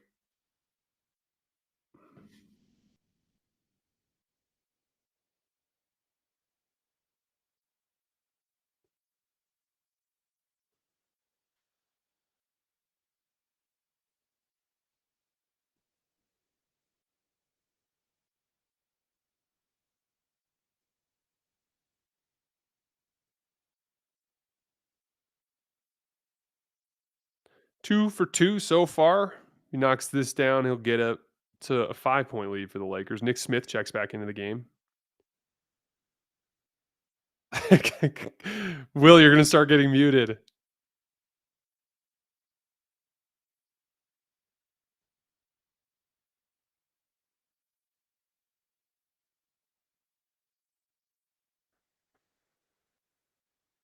All right. Jamal Shed, dribble penetration off the top, draws the foul on Nick Smith Jr. They've struggled with that dribble penetration tonight.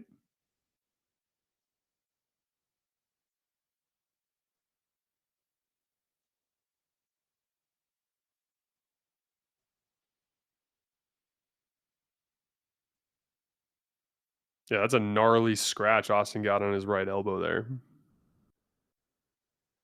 Chris Bunt says Austin could low key win a scoring title if he was the main option. Scoring title. I don't know, but like I do think that he is a legitimate like number one caliber shot creator, and I think that he would be like that's what makes him kind of an interesting idea for a potential Giannis trade. Again, I would be stunned if the Lakers traded for Giannis, especially this season with the way the salaries worked. It's not going to happen, but Austin is like arguably the best player out of any guy that would be included in a Giannis trade. Turns it over. Murray Boyles gets the strip. They end up losing it in transition. Nick Smith gets it back. Wow, what a play from Nick Smith. That was about to be another one of those turnover to transition sequences that have killed the Lakers in this game. Nick Smith, little short fadeaway, knocks it down. What a sequence. A 4-point swing for the Lakers, 96-91. What an unbelievable play from Nick Smith. Literally just erased 2 points from the Raptors and got 2 points for himself. Okay, I'm going to use the bathroom really quick, but when I get back, we'll quickly go over the kill switch thing.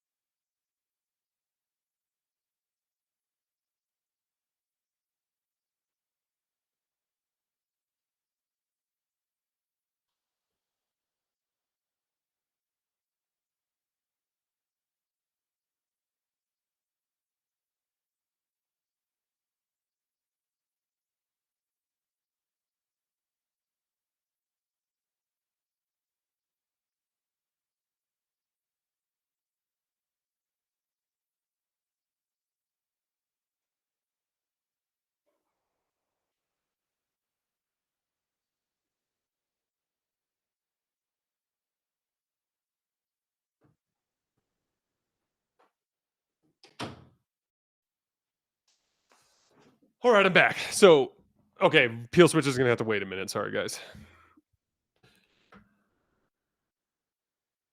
Murray Boyles up top. They're going to set a back screen for Scottie Barnes. Aduthiero back on the court. Look at that battle from Austin and then the rotation from Jake LaRavia. They're double teaming now. Jamison Battle's a good shooter. Missed that one, though. Lakers 96-91. Austin with the ball. Gives it back to Nick Smith. Let's see what they look to run here. The Austin back screen for LaRavia was open, too. Nick Smith missed it. Running into a ball screen with Jackson's going to get a switch. Austin against Murray Boyles. Drives right. Draws a foul. Oh, he made it. Oh, my God. What a shot. Oh, my God. Oh my God, what a shot. See, he basically just spins into a pump fake and Murray Boyles leaves his feet. Oh my God.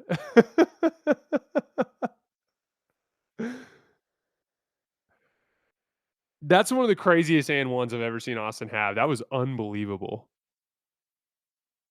Austin makes it, puts the Lakers up by 8. 99-91 Lakers. Jamal Shed up the floor against Nick Smith. Adu Thiero switches onto him. Nick Smith is fronting. You see Austin throw that bracket. Jameson did a nice job. That's good spacing, right? So like there's nobody in the right corner. Austin's guarding someone in the left corner, right? So he can't really come over and throw that post bracket unless he leaves Battle open, and that ends up giving Battle the baseline drive. Nice spacing principles from the Raptors there. Nick Smith has Colin Murray Boyles now, so they're looking to hunt him in switches. Little left shoulder fade, leaves it short. It was on line. He's left it short. Jamal Shed up the floor. Quick seal for Murray Boyles against Nick Smith, and Jackson swats the hell out of it. Scottie Barnes, top of the key three, knocks it down. 99-96. Back to three.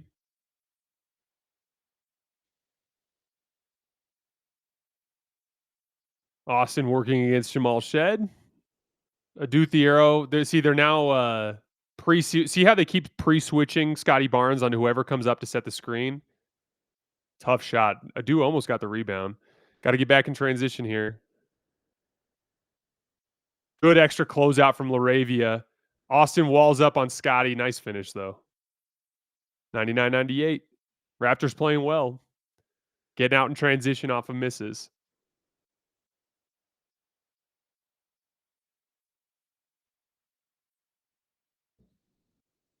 Low gather on Colin Murray Boyles, had his arms out. Don't really like that call. I need to see the replay. It didn't look like he hit him much.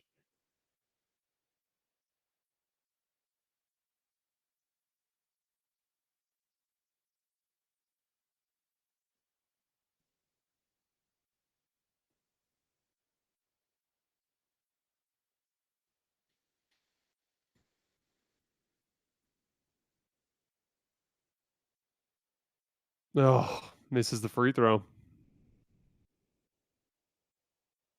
Barnesy, Austin is getting the max, my friend, unless he gets hurt.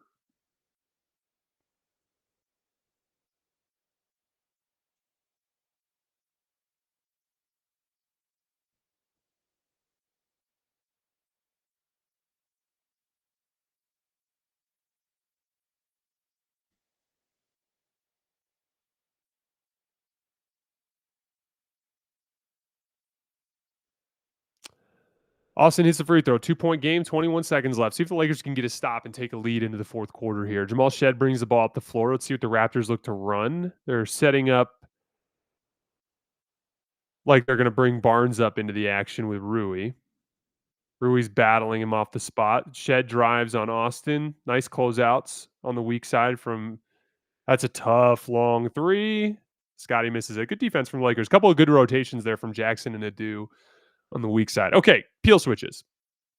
So you know how we've been talking about like soft switches and how that could lead to an easy three. So just imagine you've got a scenario where you've got two guys guarding two players. One of them's got the ball handler, right? And so the ball handler gets a screen from his teammate. And as he comes off the screen, the switching defender is kind of sitting back. And he's there, so the guy can't just like turn the corner and drive. But the guy, as he comes off the screen, can basically just rise up and shoot a three. Or let's call it a dribble handoff instead of a ball screen. So let's say that he just runs to his teammate and just pitches it back on the handoff. And the guy who's guarding the ball is now switching onto the guy coming off of the handoff. He's sagging back in like a soft switch. That guy can rise up and shoot, right? So like if you switch in those situations, it can cause that brief interchange where a good shooter can get a shot off. A guy who has torched teams with this over the years has been Derek White, right? We talk about this with the Celtics. Derek White, one of his favorite shots is like catching teams in that switch interchange. He rises up and shoots a three, right? So one of the things that a peel switch accomplishes is it allows you to, on the ball screen, essentially force the ball handler downhill, not concede that shot, but still effectively switch, right? So essentially, let's imagine now a ball screen coverage where you've got Jackson Hayes guarding in a drop coverage and you've got Austin Reaves chasing over the top. So in a drop coverage, Austin would chase over the top and stay attached to the ball handler the whole time. In a peel switch, he just chases him over the top of the screen. What that does is it forces him to drive. So he can't take a pull-up three because Austin's chasing over the top. He's behind him. He forces him to drive. As soon as he gets the ball handler to commit to the drive, the big man then steps up and guards the ball. He switches out onto the ball handler.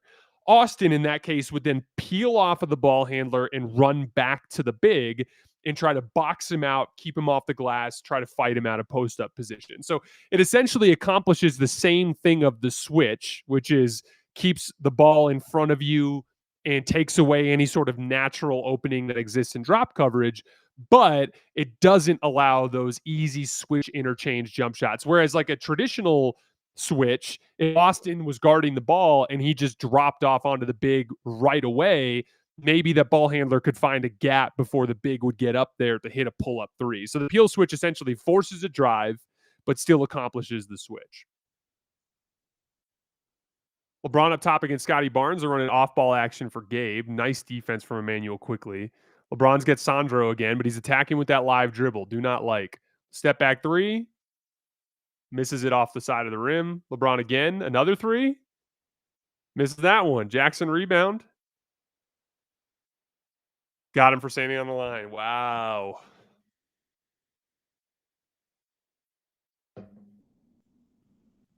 Oh, Lakers are keeping the ball. Okay. That was kind of a weird sequence.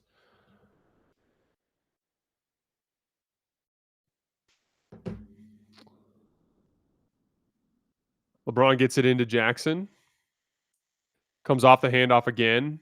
Pitch back to Nick Smith. Corner three. Big shot for Nick Smith. Man, he's been fantastic tonight. A couple of defensive mistakes there. A couple bad turnovers, or a bad turnover, but he's been otherwise pretty good.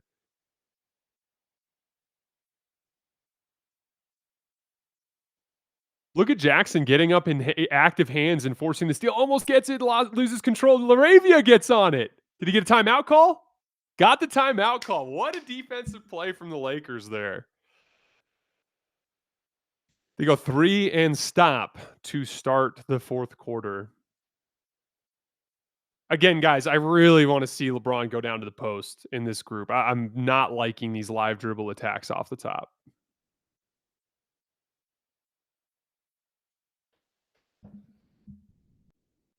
Blu-ray, I don't have a whiteboard. I used to have this like website app where I could like you move X's and O's around on the screen, but then that app like ceased to exist. I'd like to find something similar because it would be certainly be better if I could show you guys visual representations of what I'm talking about. I don't know why, Connor. I don't know why LeBron's not going to the post. I don't have a good explanation for you. Kaylin says, Jason, how would you convince a casual basketball fan to follow the NBA closely if their thought process is the Thunder are just going to murder everyone? So what's the point? Houston and Denver in particular are good enough to have a legitimate upset chance. And I think there's some other team that's going to get in there, whether it's a team that makes a trade for Giannis or it's a fringe contender that makes some sort of all-in deal for a type of player.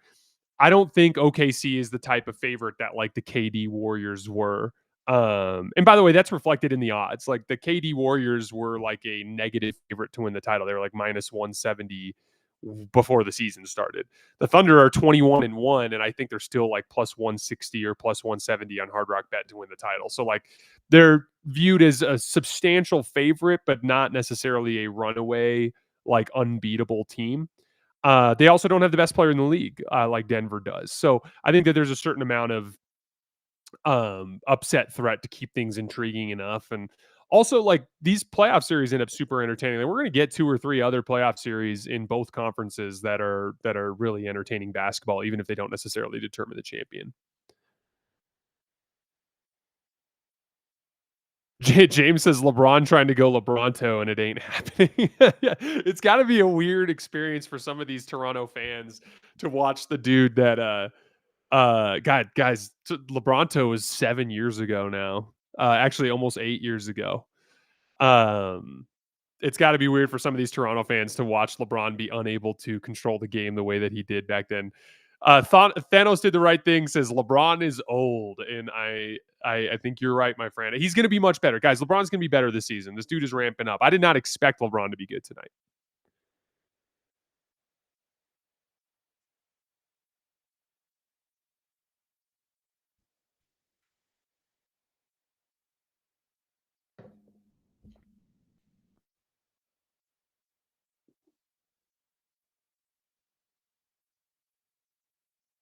I didn't expect LeBron to be this bad. I agree with you there, but I knew coming into this game LeBron wasn't ready for what the team needed from him tonight.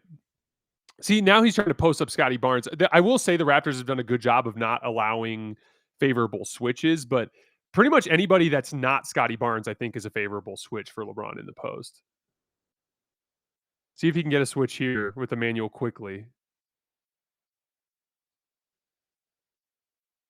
Oh, come on, LeBron, knock one down. He drives it. Wow. Some of these drives have been hilarious. Good foul from Gabe Vincent. So, okay, so on that sequence there where Gabe is getting a screen from LeBron, the Raptors have been trying really hard to not switch Scottie Barnes off of LeBron, which is making it so Scottie's not helping there on the drive, right? So, like, use LeBron as a screener. That's good. If Scottie's not going to switch, have LeBron screen.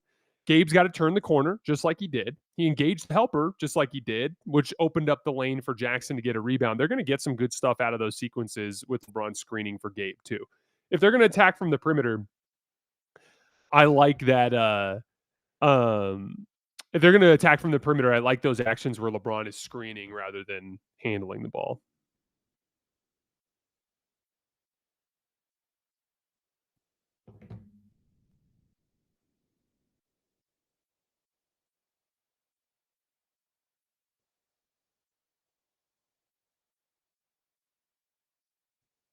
Pass it to LeBron. Oh, little left shoulder fadeaway, missed it. Get his own rebound. Nice rebound by Nick. Kick out to Jake. Racks the closeout. Ooh, almost turns it over. LeBron's got Grady Dick. Post him up. Post him up. Nope, draws a double team. Look at the pass. Almost turns it over. Draws a foul, though. I don't know where the call was there.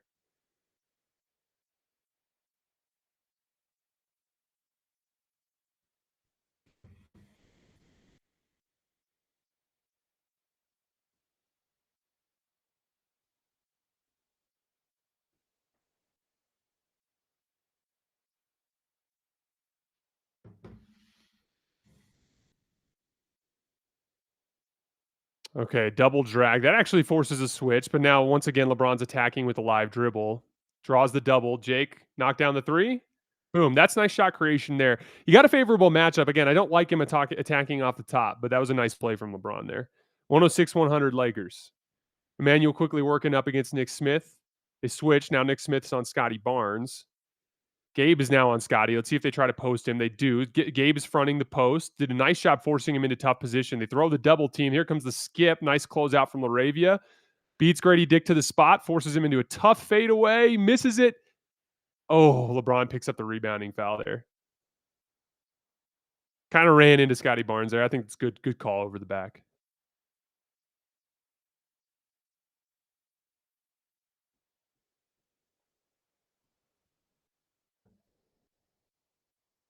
I'll check out the Warriors clip on the commercial break here. Sounds like some chaos happened.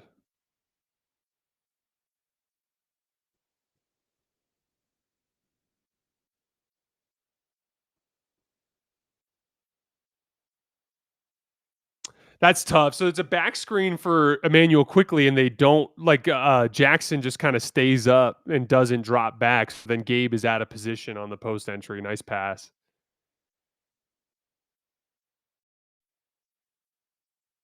That's tough.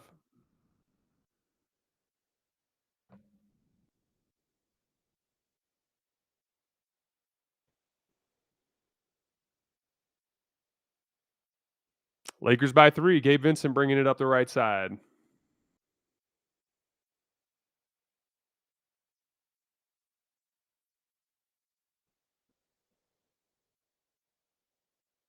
Nice pitch back. I don't hate that pass, but I'd like to see LeBron when he's got Emmanuel quickly like that look to attack.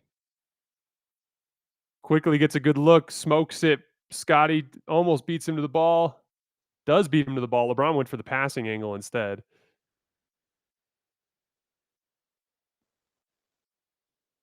Ingram on Laravia. Laravia disrupts his handle a little bit. Laravia's defended pretty well on some of these big swing forwards. That's a ridiculous shot from Brandon Ingram. Good God, what a shot over a double team.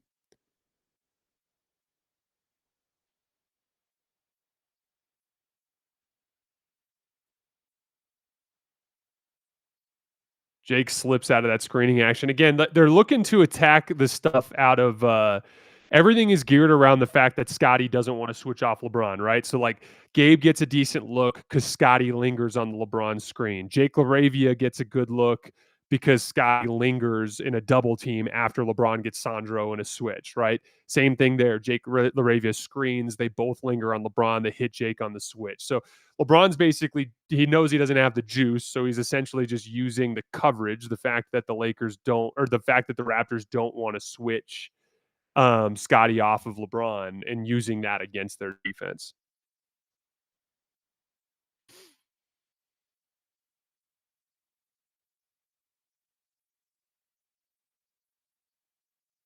LaRavia makes a free throw, 108-105 Lakers. Is LeBron getting a rest, it looks like? Nope, still out there. Ingram racks the closeout. Sandro's open again. That's the guy they can't leave. They're very lucky he missed that shot.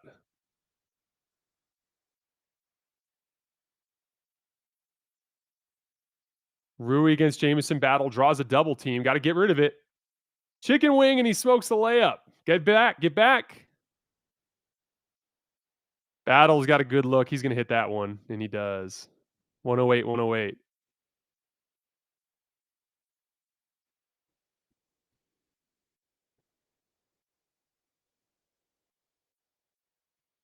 Easy one for Austin. He got Jamal gambling in the backcourt, and that allowed him to just kind of get him on his hip, just bumped him a little bit and rose up into the floater. Really smart, savvy play from Austin. Austin switched on to Scottie. They're going to scram him out with LeBron. Nice scram. The good closeout from Austin on the weak side. Brandon Ingram up top against Ayton. Tough left shoulder fade, misses it. Good rebound from LeBron. Another nice tap out from Jake. Jake's had several of those tonight where he's been scrapping on the defensive glass. LeBron, little jab step three against Scottie Barnes, and it pops out. Oh my God. He just dying to get one to go down. Ooh, Rui was just a touch late on that seal. Austin was fronting. Good post entry there. 110, 110. Double drag, so watch for Ayton to roll and Laravia to pop. They switch. Laravia corner. Drives it. Jake's had a few of those tonight where he's just kind of driven with no real read and he's gone into multiple defenders.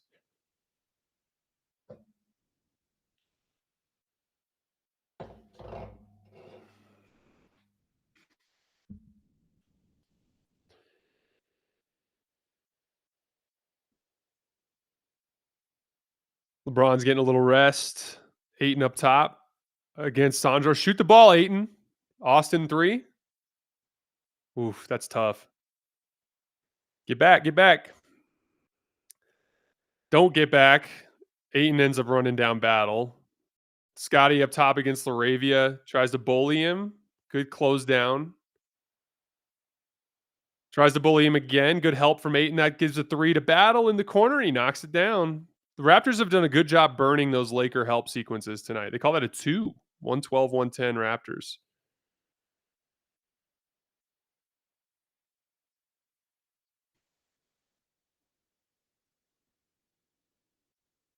Austin turns it over. What a block from Laravia trailing the play. Was that a goaltend? Wow. I got to see a replay there. That was unbelievable.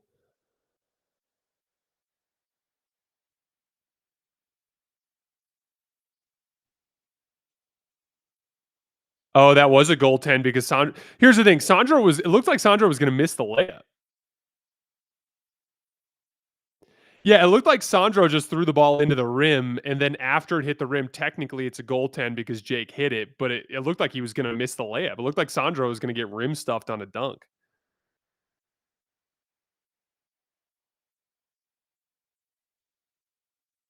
What a bizarre sequence that was.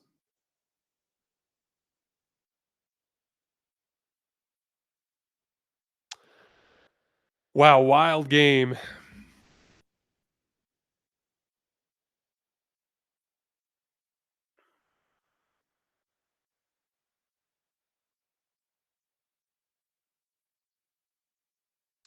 So LeBron is 3 for 15 and 0 for 5 from 3, obviously having a nightmare scoring night. One thing I will give LeBron credit for is he's got 10 assists and 0 turnovers. He hasn't um, turned the basketball over. The one thing he's done that's hurt their transition defense are these smoked layups where I wish he would just kind of um, tweak his approach a little bit.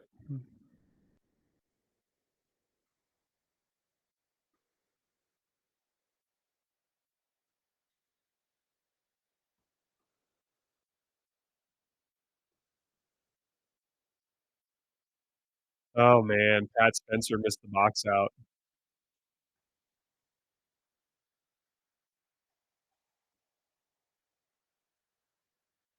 Wow, what an insane finish. Crazy, crazy stuff. I just watched it. Yeah, Pat Spencer got caught ball watching out top. He was guarding nobody as VJ Edgecombe cut behind. Really nice outlet pass, just an unbelievable defensive play.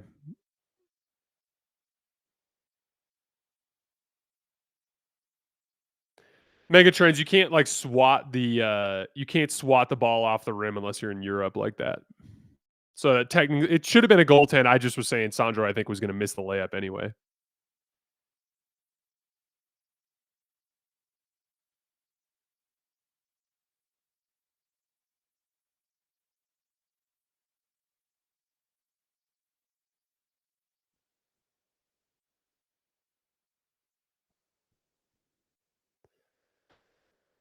Vega Rob, no, they cannot. Once Austin attempted that free throw, it was over for any sort of challenge there.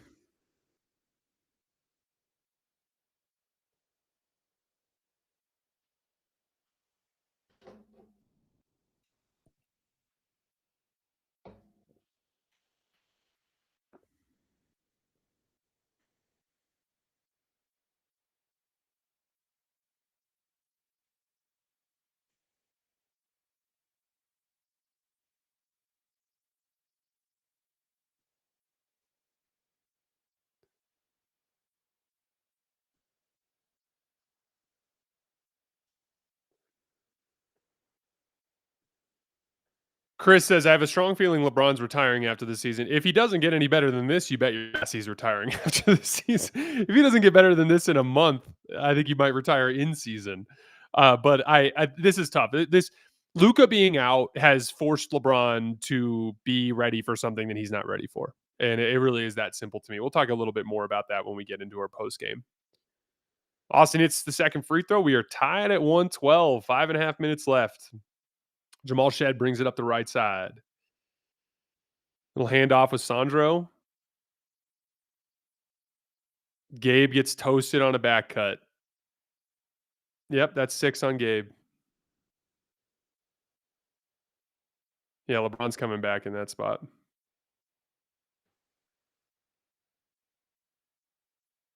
Yeah, that's bad defense from Gabe. So, like, he's looking for Jamison Battle to go for that weak side screen, but the two screeners, the screener and the player he was screening for didn't even get within 10 feet of each other, and Gabe was asking for a switch. That's just bad defense from Gabe.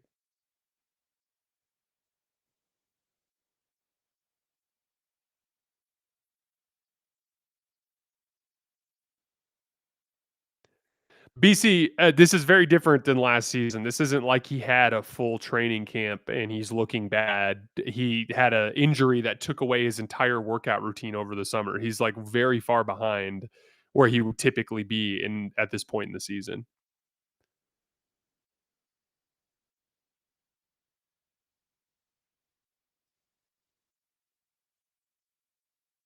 All right, here we go. Lakers down 1. LeBron up top, running Austin off a bunch of baseline screens that flows into a two-man game. Pull up 3. Missed it. Jake LaRavia almost gets the offensive rebound and misses it. They're starting to meet Austin a lot higher on those screens. LeBron closes out on Scottie. They lose battle on another back cut. That's bad transition defense there. A bunch of defensive mistakes here from the Lakers down the stretch. These are not personnel weaknesses. These are execution mistakes from the Lakers defensively down the stretch.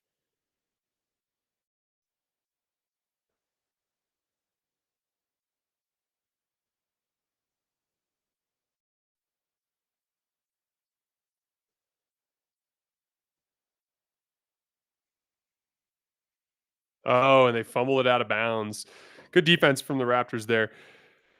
Again, I just wish LeBron would look to attack from the post a little bit. Doesn't seem much interested in it.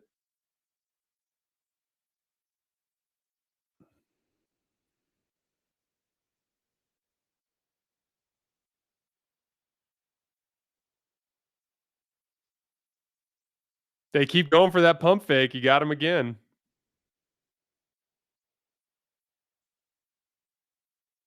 Connor Phillips says, will this be the Lakers' first clutch loss of the season? The Lakers have been a very good clutch defense this year, and I think they're 6-0 in clutch games. Got another one here.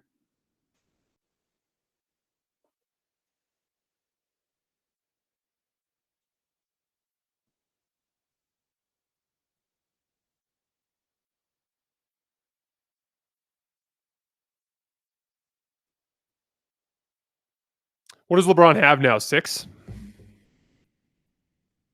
Yeah. I don't think it's over. LeBron will get another couple shots here before the end of the game, but it definitely looks like it's in jeopardy. He just can't get Scottie Barnes off of him. And he's just so athletically unprepared for Scottie Barnes right now.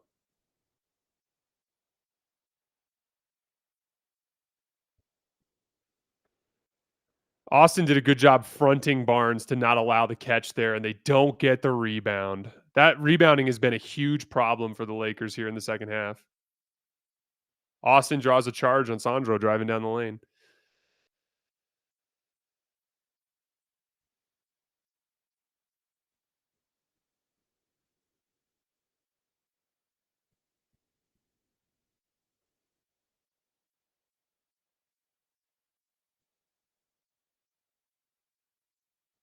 You challenging it? I think that's going to get upheld. That should get upheld.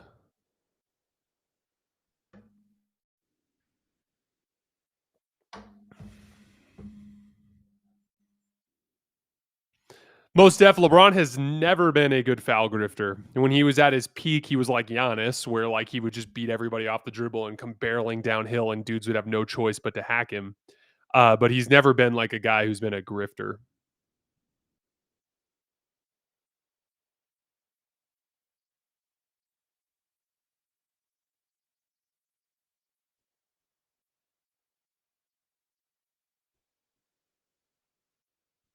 Ethical hoops.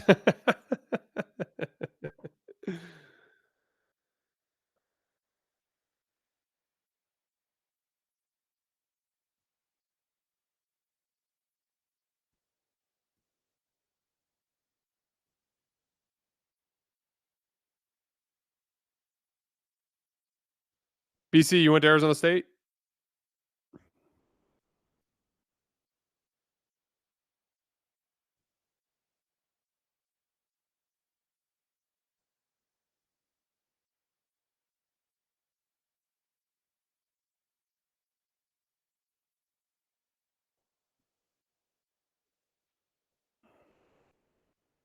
Austin, see how they're meeting Austin much higher at the level. Another beautiful lob to Ayton. That same exact sequence we talked about earlier. If they're going to meet Austin up at the level, Ayton's got to beat him on the roll, and they do. Lakers by 1, 3.5 minutes left. See if they can get a stop. The screen with Scottie. That's going to put LeBron on Brandon Ingram. They're running quickly into it. Good rotations. Contest. Missed it, but he didn't box out. Ayton's got to box out. Nice block, though. Well, what do they call here? What is the call?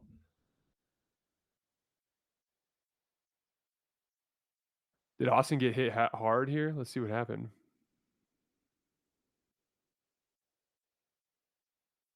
Oh, Ingram just like straight up punched him in the face.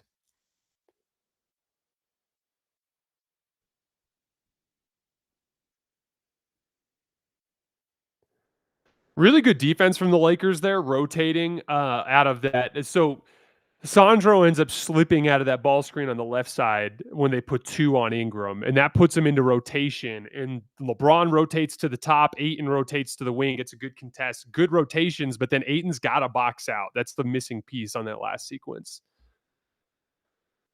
Lucky that Ingram ended up punching Austin in the face to help force the turnover.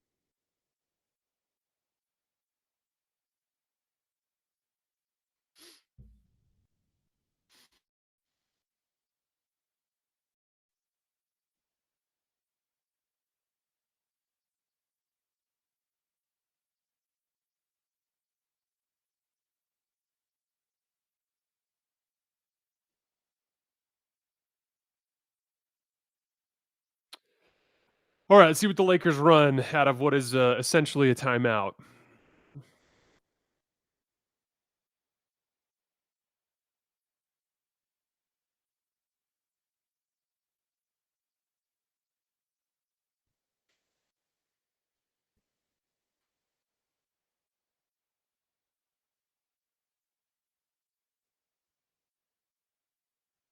Okay, let's see what they set up in. Looks like they're going to go to kind of a little elbow back screen for Austin, and then they're running through an elevator screen. They defend it well. Oh, Austin threw another bad pocket pass. That was really well defended by Quickly. That was not open. Good transition defense from the Lakers, though. Ayton did a nice job getting back there. Nice play from Ayton. Ayton doubles on the Ayton doubled on that drive, but then Rui got beat back door. Nice cut off the slot there from Sandro. Nice pass from Scottie.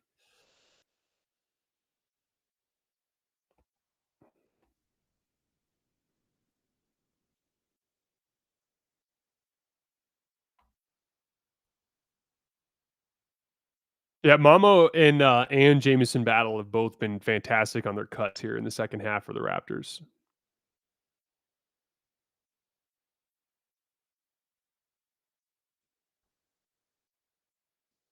$118, $116 Raptors, 2:37 left.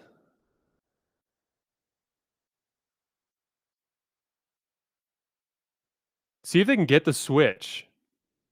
There he went under. Got a good look. He went under and got a good look. We talked about that earlier. If they're not going to help with Scottie, have LeBron set screens. That's a good look for Austin. Scottie against Austin. LeBron strong side zoning, so watch cutters again. That's tough. Wow, off the heel. Can't get the rebound, though. LeBron almost got it. Didn't get it, though. Lakers have not been able to rebound here down the stretch. Jamal Shed took a pretty bad shot there. LeBron semi-transition drive. Scored it. LeBron, 1 bucket away. Tie game. 1:46 left.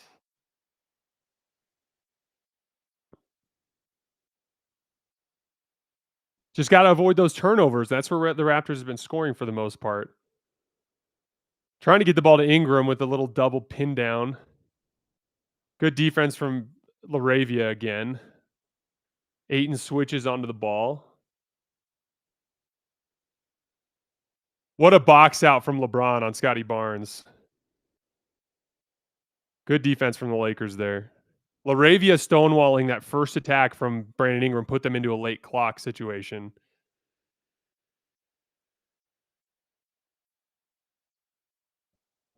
What a block from Scottie Barnes.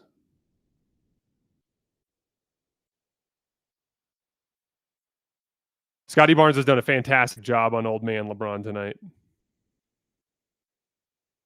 Wow. Nice shot from Ingram. 49 seconds left.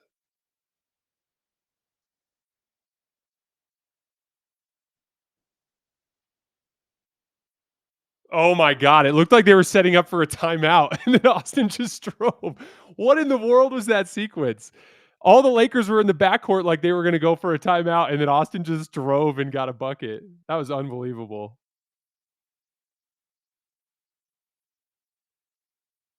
Ayton switches on to Ingram. They get a stop. They're going to have a shot to win this game. Good defense. Give the ball to Austin. Clear out. Ayton, unbelievable defense.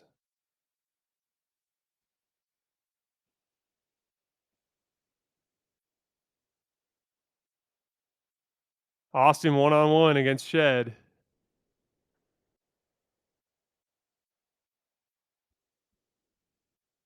Oh my God! What a shot! And LeBron passed up all these motherfuckers talking about how LeBron all he cares about is record. He just passed up a game winner to make the right pass to win the damn game. What a play. Holy shit. Oh my God. LeBron literally could have gone for the damn record. He didn't give a damn. He wanted to win the damn game. Unbelievable.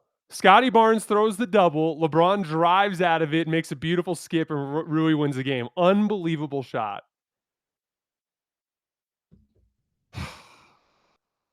Unbelievable shot from LeBron James. Or a pass from LeBron James to Rui in the corner there. 11 assists and 0 turnovers. Wow. Unbelievable sequence.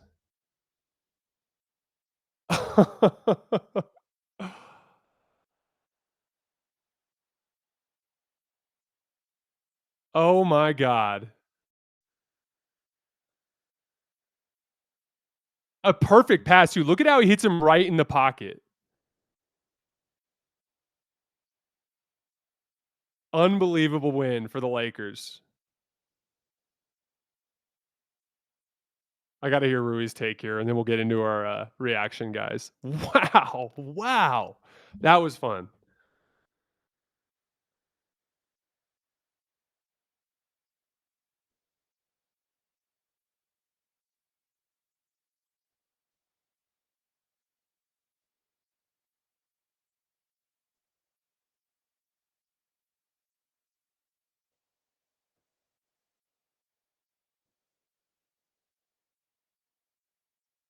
Wow.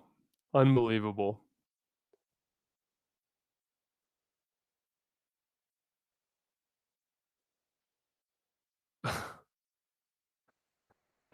All right, guys. I'm going to give you a little 10, 15-minute breakdown here in just a second. I'm still shook. I don't know about you guys, but I'm pretty shook right now. That was an unbelievable finish. Great stop from Ayton on an island against Brandon Ingram driving off the top there.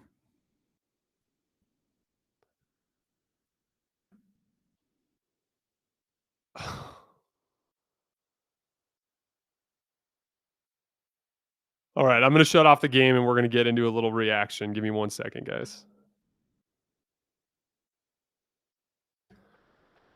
Oh man. All right, everyone who's joining us on YouTube, stand by. Give me a second. I'm still a little shook up from that crazy finish. Let me get the box score up here too.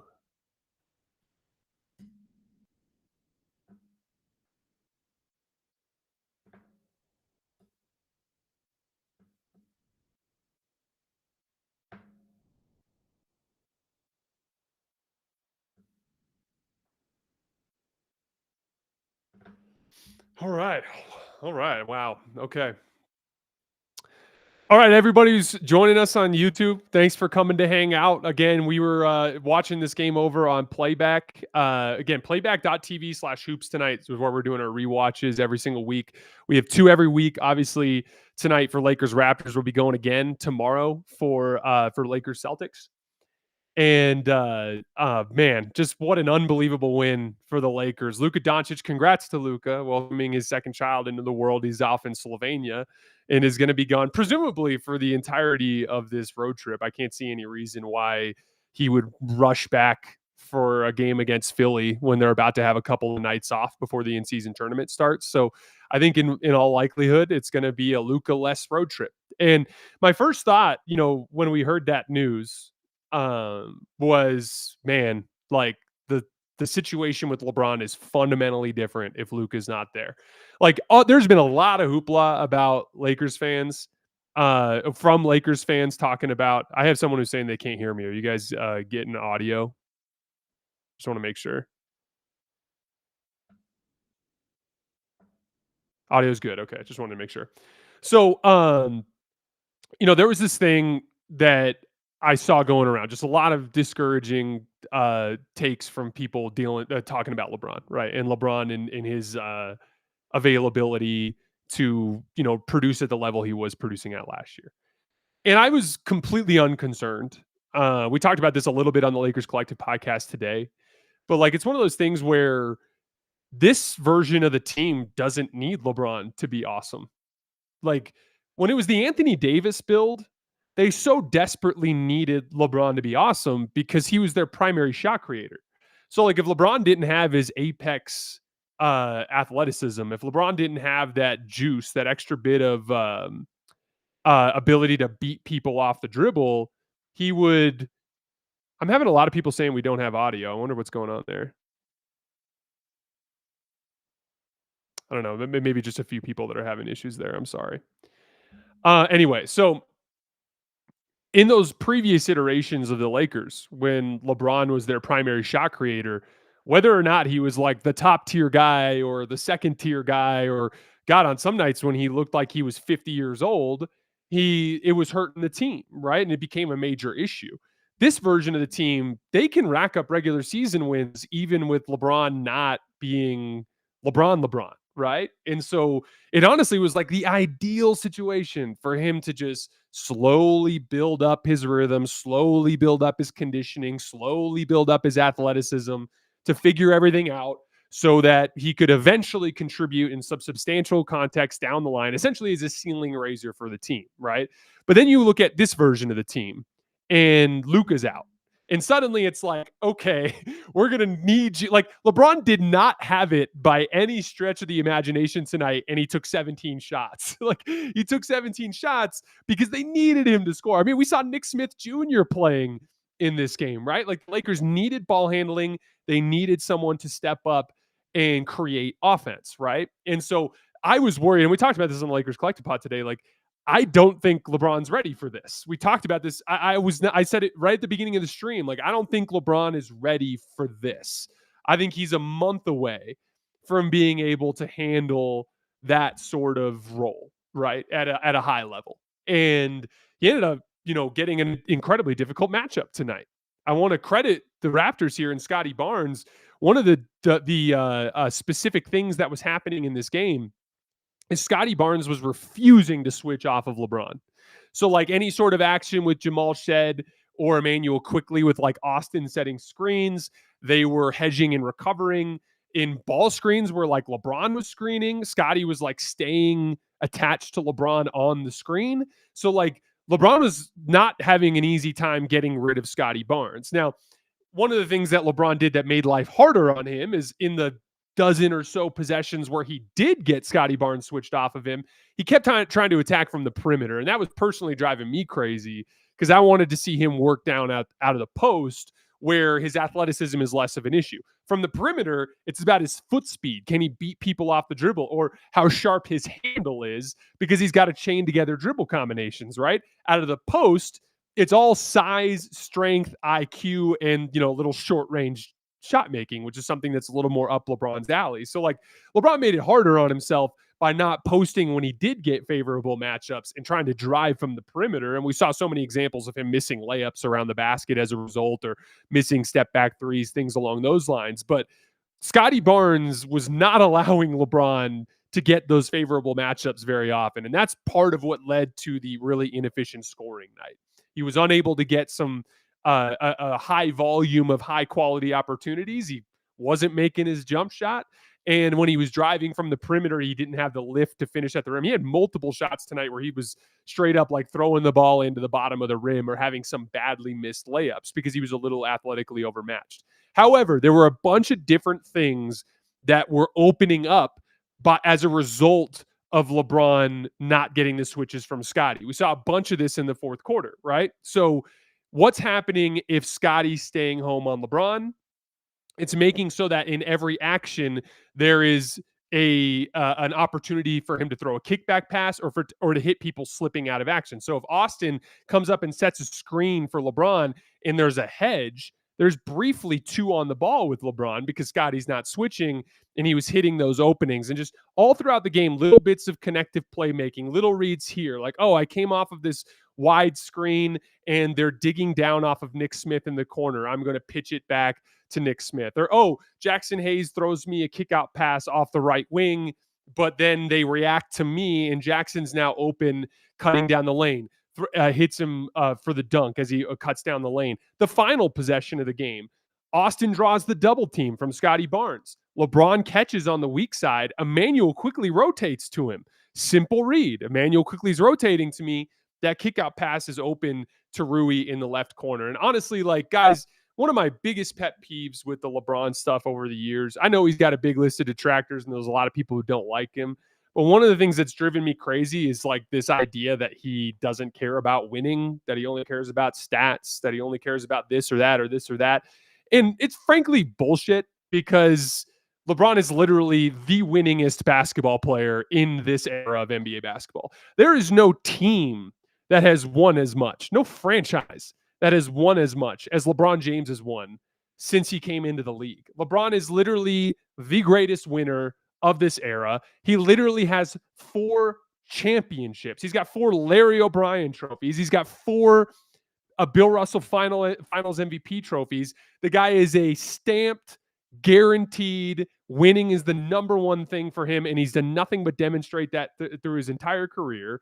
And there on that final possession, when he's been getting slandered for trying to keep his 10-point streak alive, passes up an opportunity to win the game. He could have gone for a poetic. We heard the Lakers Spectrum announcers actually announcing it, saying like, oh, LeBron could have gone for the poetic game winner to get to his 10-point streak. Nope. Rotation from Emmanuel quickly, rifle pass that hits Rui right in the shooting pocket, rises up and knocks down the shot that wins the game. And I just thought, like, again, like LeBron was not ready for this type of role at all whatsoever. We called that out before the game. I don't think LeBron's going to play tomorrow, but if he did, I wouldn't expect LeBron to go out for 35, 12, and 11 tomorrow. He's a month away from that, guys. He played the entire training camp last year, had the full ramp up, and he still was bad for a month because he's 40 damn years old. But he eventually found his footing and he became a really good player in the spring, in January and February. This year, it's probably going to be more like February and March because he's a solid month, more like a month and a half behind where he was in his ramp up last season. So like, this is not the type of scenario where you're going to see LeBron thrive, but just a couple of big plays, a big box out on Scottie Barnes late to get a big defensive rebound, a couple of big closeouts late. He had one on at the top of the key that led to a swing over to Brandon Ingram on the play where he picked up the offensive foul on Austin Reaves, punching him in the face. The passing without turning the basketball over, 0 turnovers. He just found enough juice to make enough plays to help his team get the win. We got to get to Austin, though. A career high, 22 points in a single quarter, the most that he's ever had in a single game, doing all sorts of damage tonight in one-on-ones. The Raptors do a lot of switching, right? And there were a certain amount of ball screen coverages where Austin did damage. Towards the end of the game, he was really pulling Sandro Mamukelashvili up to the level in ball screens, which was allowing Ayton to get behind on the roll. Austin made a couple of really nice lob passes there. transition sequences attacking the basket. Oh, Jamal Shed gambles in the backcourt. He just dribbles up, wait for Shed to get up, bumps him off with that right shoulder, makes the little push shot in the lane, right? Or like the timeout sequence late where it looks like all the Lakers are lingering in the backcourt, like they're going to go get a timeout, and Austin just hits the gap and ends up driving in and making that layup that ties the game. There's the switches. Like the Raptors were doing a lot of switches. He's getting a lot of like Colin Murray Boyles on switches, or a lot of one-on-ones where he had to attack guys like Jamal Shed, and he just got him with those basic moves, right? He was just throwing pump fakes. And the Raptors, again, like you've seen it. We talked about it with Oklahoma City. Oklahoma City was like, hey, when Luka and Austin get into short range, don't go for their pump fakes. You got to see them knock down some shots and not send them to the foul line for cheap, easy ones. We've seen a lot of examples where Austin and Luka throw those fakes and teams don't go for it, right? Not the case tonight with Toronto. Every single time Austin went to throw that fake, he spins off of Colin Murray Boyles, just shows the ball. Murray Boyles leaves his feet. Austin drives the foul. He's driving on Jamal Shed on the baseline, shows the ball. Jamal Shed reaches and jumps off of his feet. He can't control his aggression defensively against the shot fake. Just wonderful game from Austin. Did a ton of damage from the three-point line in that third quarter too. One of the things that Austin's been doing really well this season is those deep threes from above the break, like 28, 29 feet, like around the top of the key. He's been knocking those down.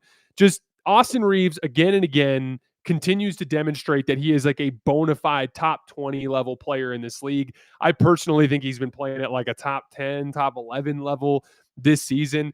Every single time they've asked him to do more, he's been able to do it. I can't say enough about Austin Reaves. Again, I don't think the Lakers are going to get Giannis, but I kept talking about this earlier, just simply as a thought exercise. And again, the Lakers are not getting Giannis. It's not going to happen. He's going to go somewhere, hopefully out east. But if the Lakers were to get Giannis, it would be because Austin is the best player that Milwaukee could get back in a deal. He has been substantially better than a Paolo, who they could potentially get from Orlando. He's been better than Jalen Johnson, who they can get from Atlanta. He's certainly better than Steph Castle or Dylan Harper right now, who they could get from San Antonio. Austin Reaves is a bona fide all-NBA level talent who's one of the very best offensive players in this league. And I don't want him to get traded. I think the Lakers, as currently constructed, it makes a lot of sense. But the point is, as a thought exercise, we have to start reevaluating the way we see Austin. He is simply one of the very best basketball players in the entire NBA. A couple other guys I want to shout out: DeAndre Ayton getting behind the roller on those actions with Austin, like we talked about. A couple of big plays late, big defensive rotations, a couple of big transition defense sequences where he got back and shut down some of those quick attacks from Toronto. A lot of big transition defense sequences tonight. Jake LaRavia, a big play in the second half. We had Nick Smith Jr. turn a turnover from Austin into 2 points for the Lakers by getting a steal and going out the other end. DeAndre Ayton had a bunch of those big runouts in transition where he got stops. One-on-one against Brandon Ingram at the end of the game, an imperative part of any sort of switching scheme for the Lakers. Ayton ends up getting a great contest on Brandon Ingram at the basket and forcing a miss, opening the ability for the Lakers to get that final possession where they were able to win the game. And then Jake LaRavia, he had a rough end to his first shift where he had a couple of bad drives, a couple of sequences where he got attacked in one-on-one situations by Jamal Shed and by Brandon Ingram. He was struggling a little bit at the end of that first shift. I thought he was fantastic in the second half, scrapping for rebounds, hitting big kick-out threes off of a LeBron double team. That transition defense sequence that we talked about, really nice team win for the Lakers. Can't say enough about Nick Smith stepping in once again into a larger usage role and making big plays on both ends of the floor. And then Rui Hachimura rising up and knocking down the game winner. On the Raptors front, they did a great job getting out in transition off of those steals and missed layups. Did a lot of damage to the Lakers there. Really nice job in the second half, too, as the Lakers were sending a lot of extra attention towards their primary ball handlers like Scottie and Brandon. Some good back cut action from guys like Sandro Mamukelashvili and Jamison Battle. Also, Scottie Barnes, again, he deserves a lot of credit. Like, I know LeBron's 41 in December, or here in a couple weeks, and I know that he's not the player that he used to be, and he's certainly far away from whatever his ceiling will be this season. But Scottie Barnes also did a phenomenal job on LeBron James tonight. And it was a big part of why they ended up doing as much damage as they did. Like, if you would have told me coming in that the Lakers are going to shoot 42% from three and Austin's going to have 44 points, I'm thinking the Lakers win this game, because like win it relatively easily, because LeBron's going to be able to, even as a shell of himself, pitch in 17, 18 points, 11, 12 assists, whatever. No, Scottie Barnes like straight up removed LeBron from the game as a scorer, which was a big part of why they were able to keep the game as close as they were able to keep it. And then in general, like, again, we talked about the back cutting, but the Raptors did a lot of damage off of those help sequences for the Lakers. Sandro hit a bunch of threes off of the top. Colin Murray-Boyles hit a couple of threes. They did Jacoby Walter as well off of those help sequences.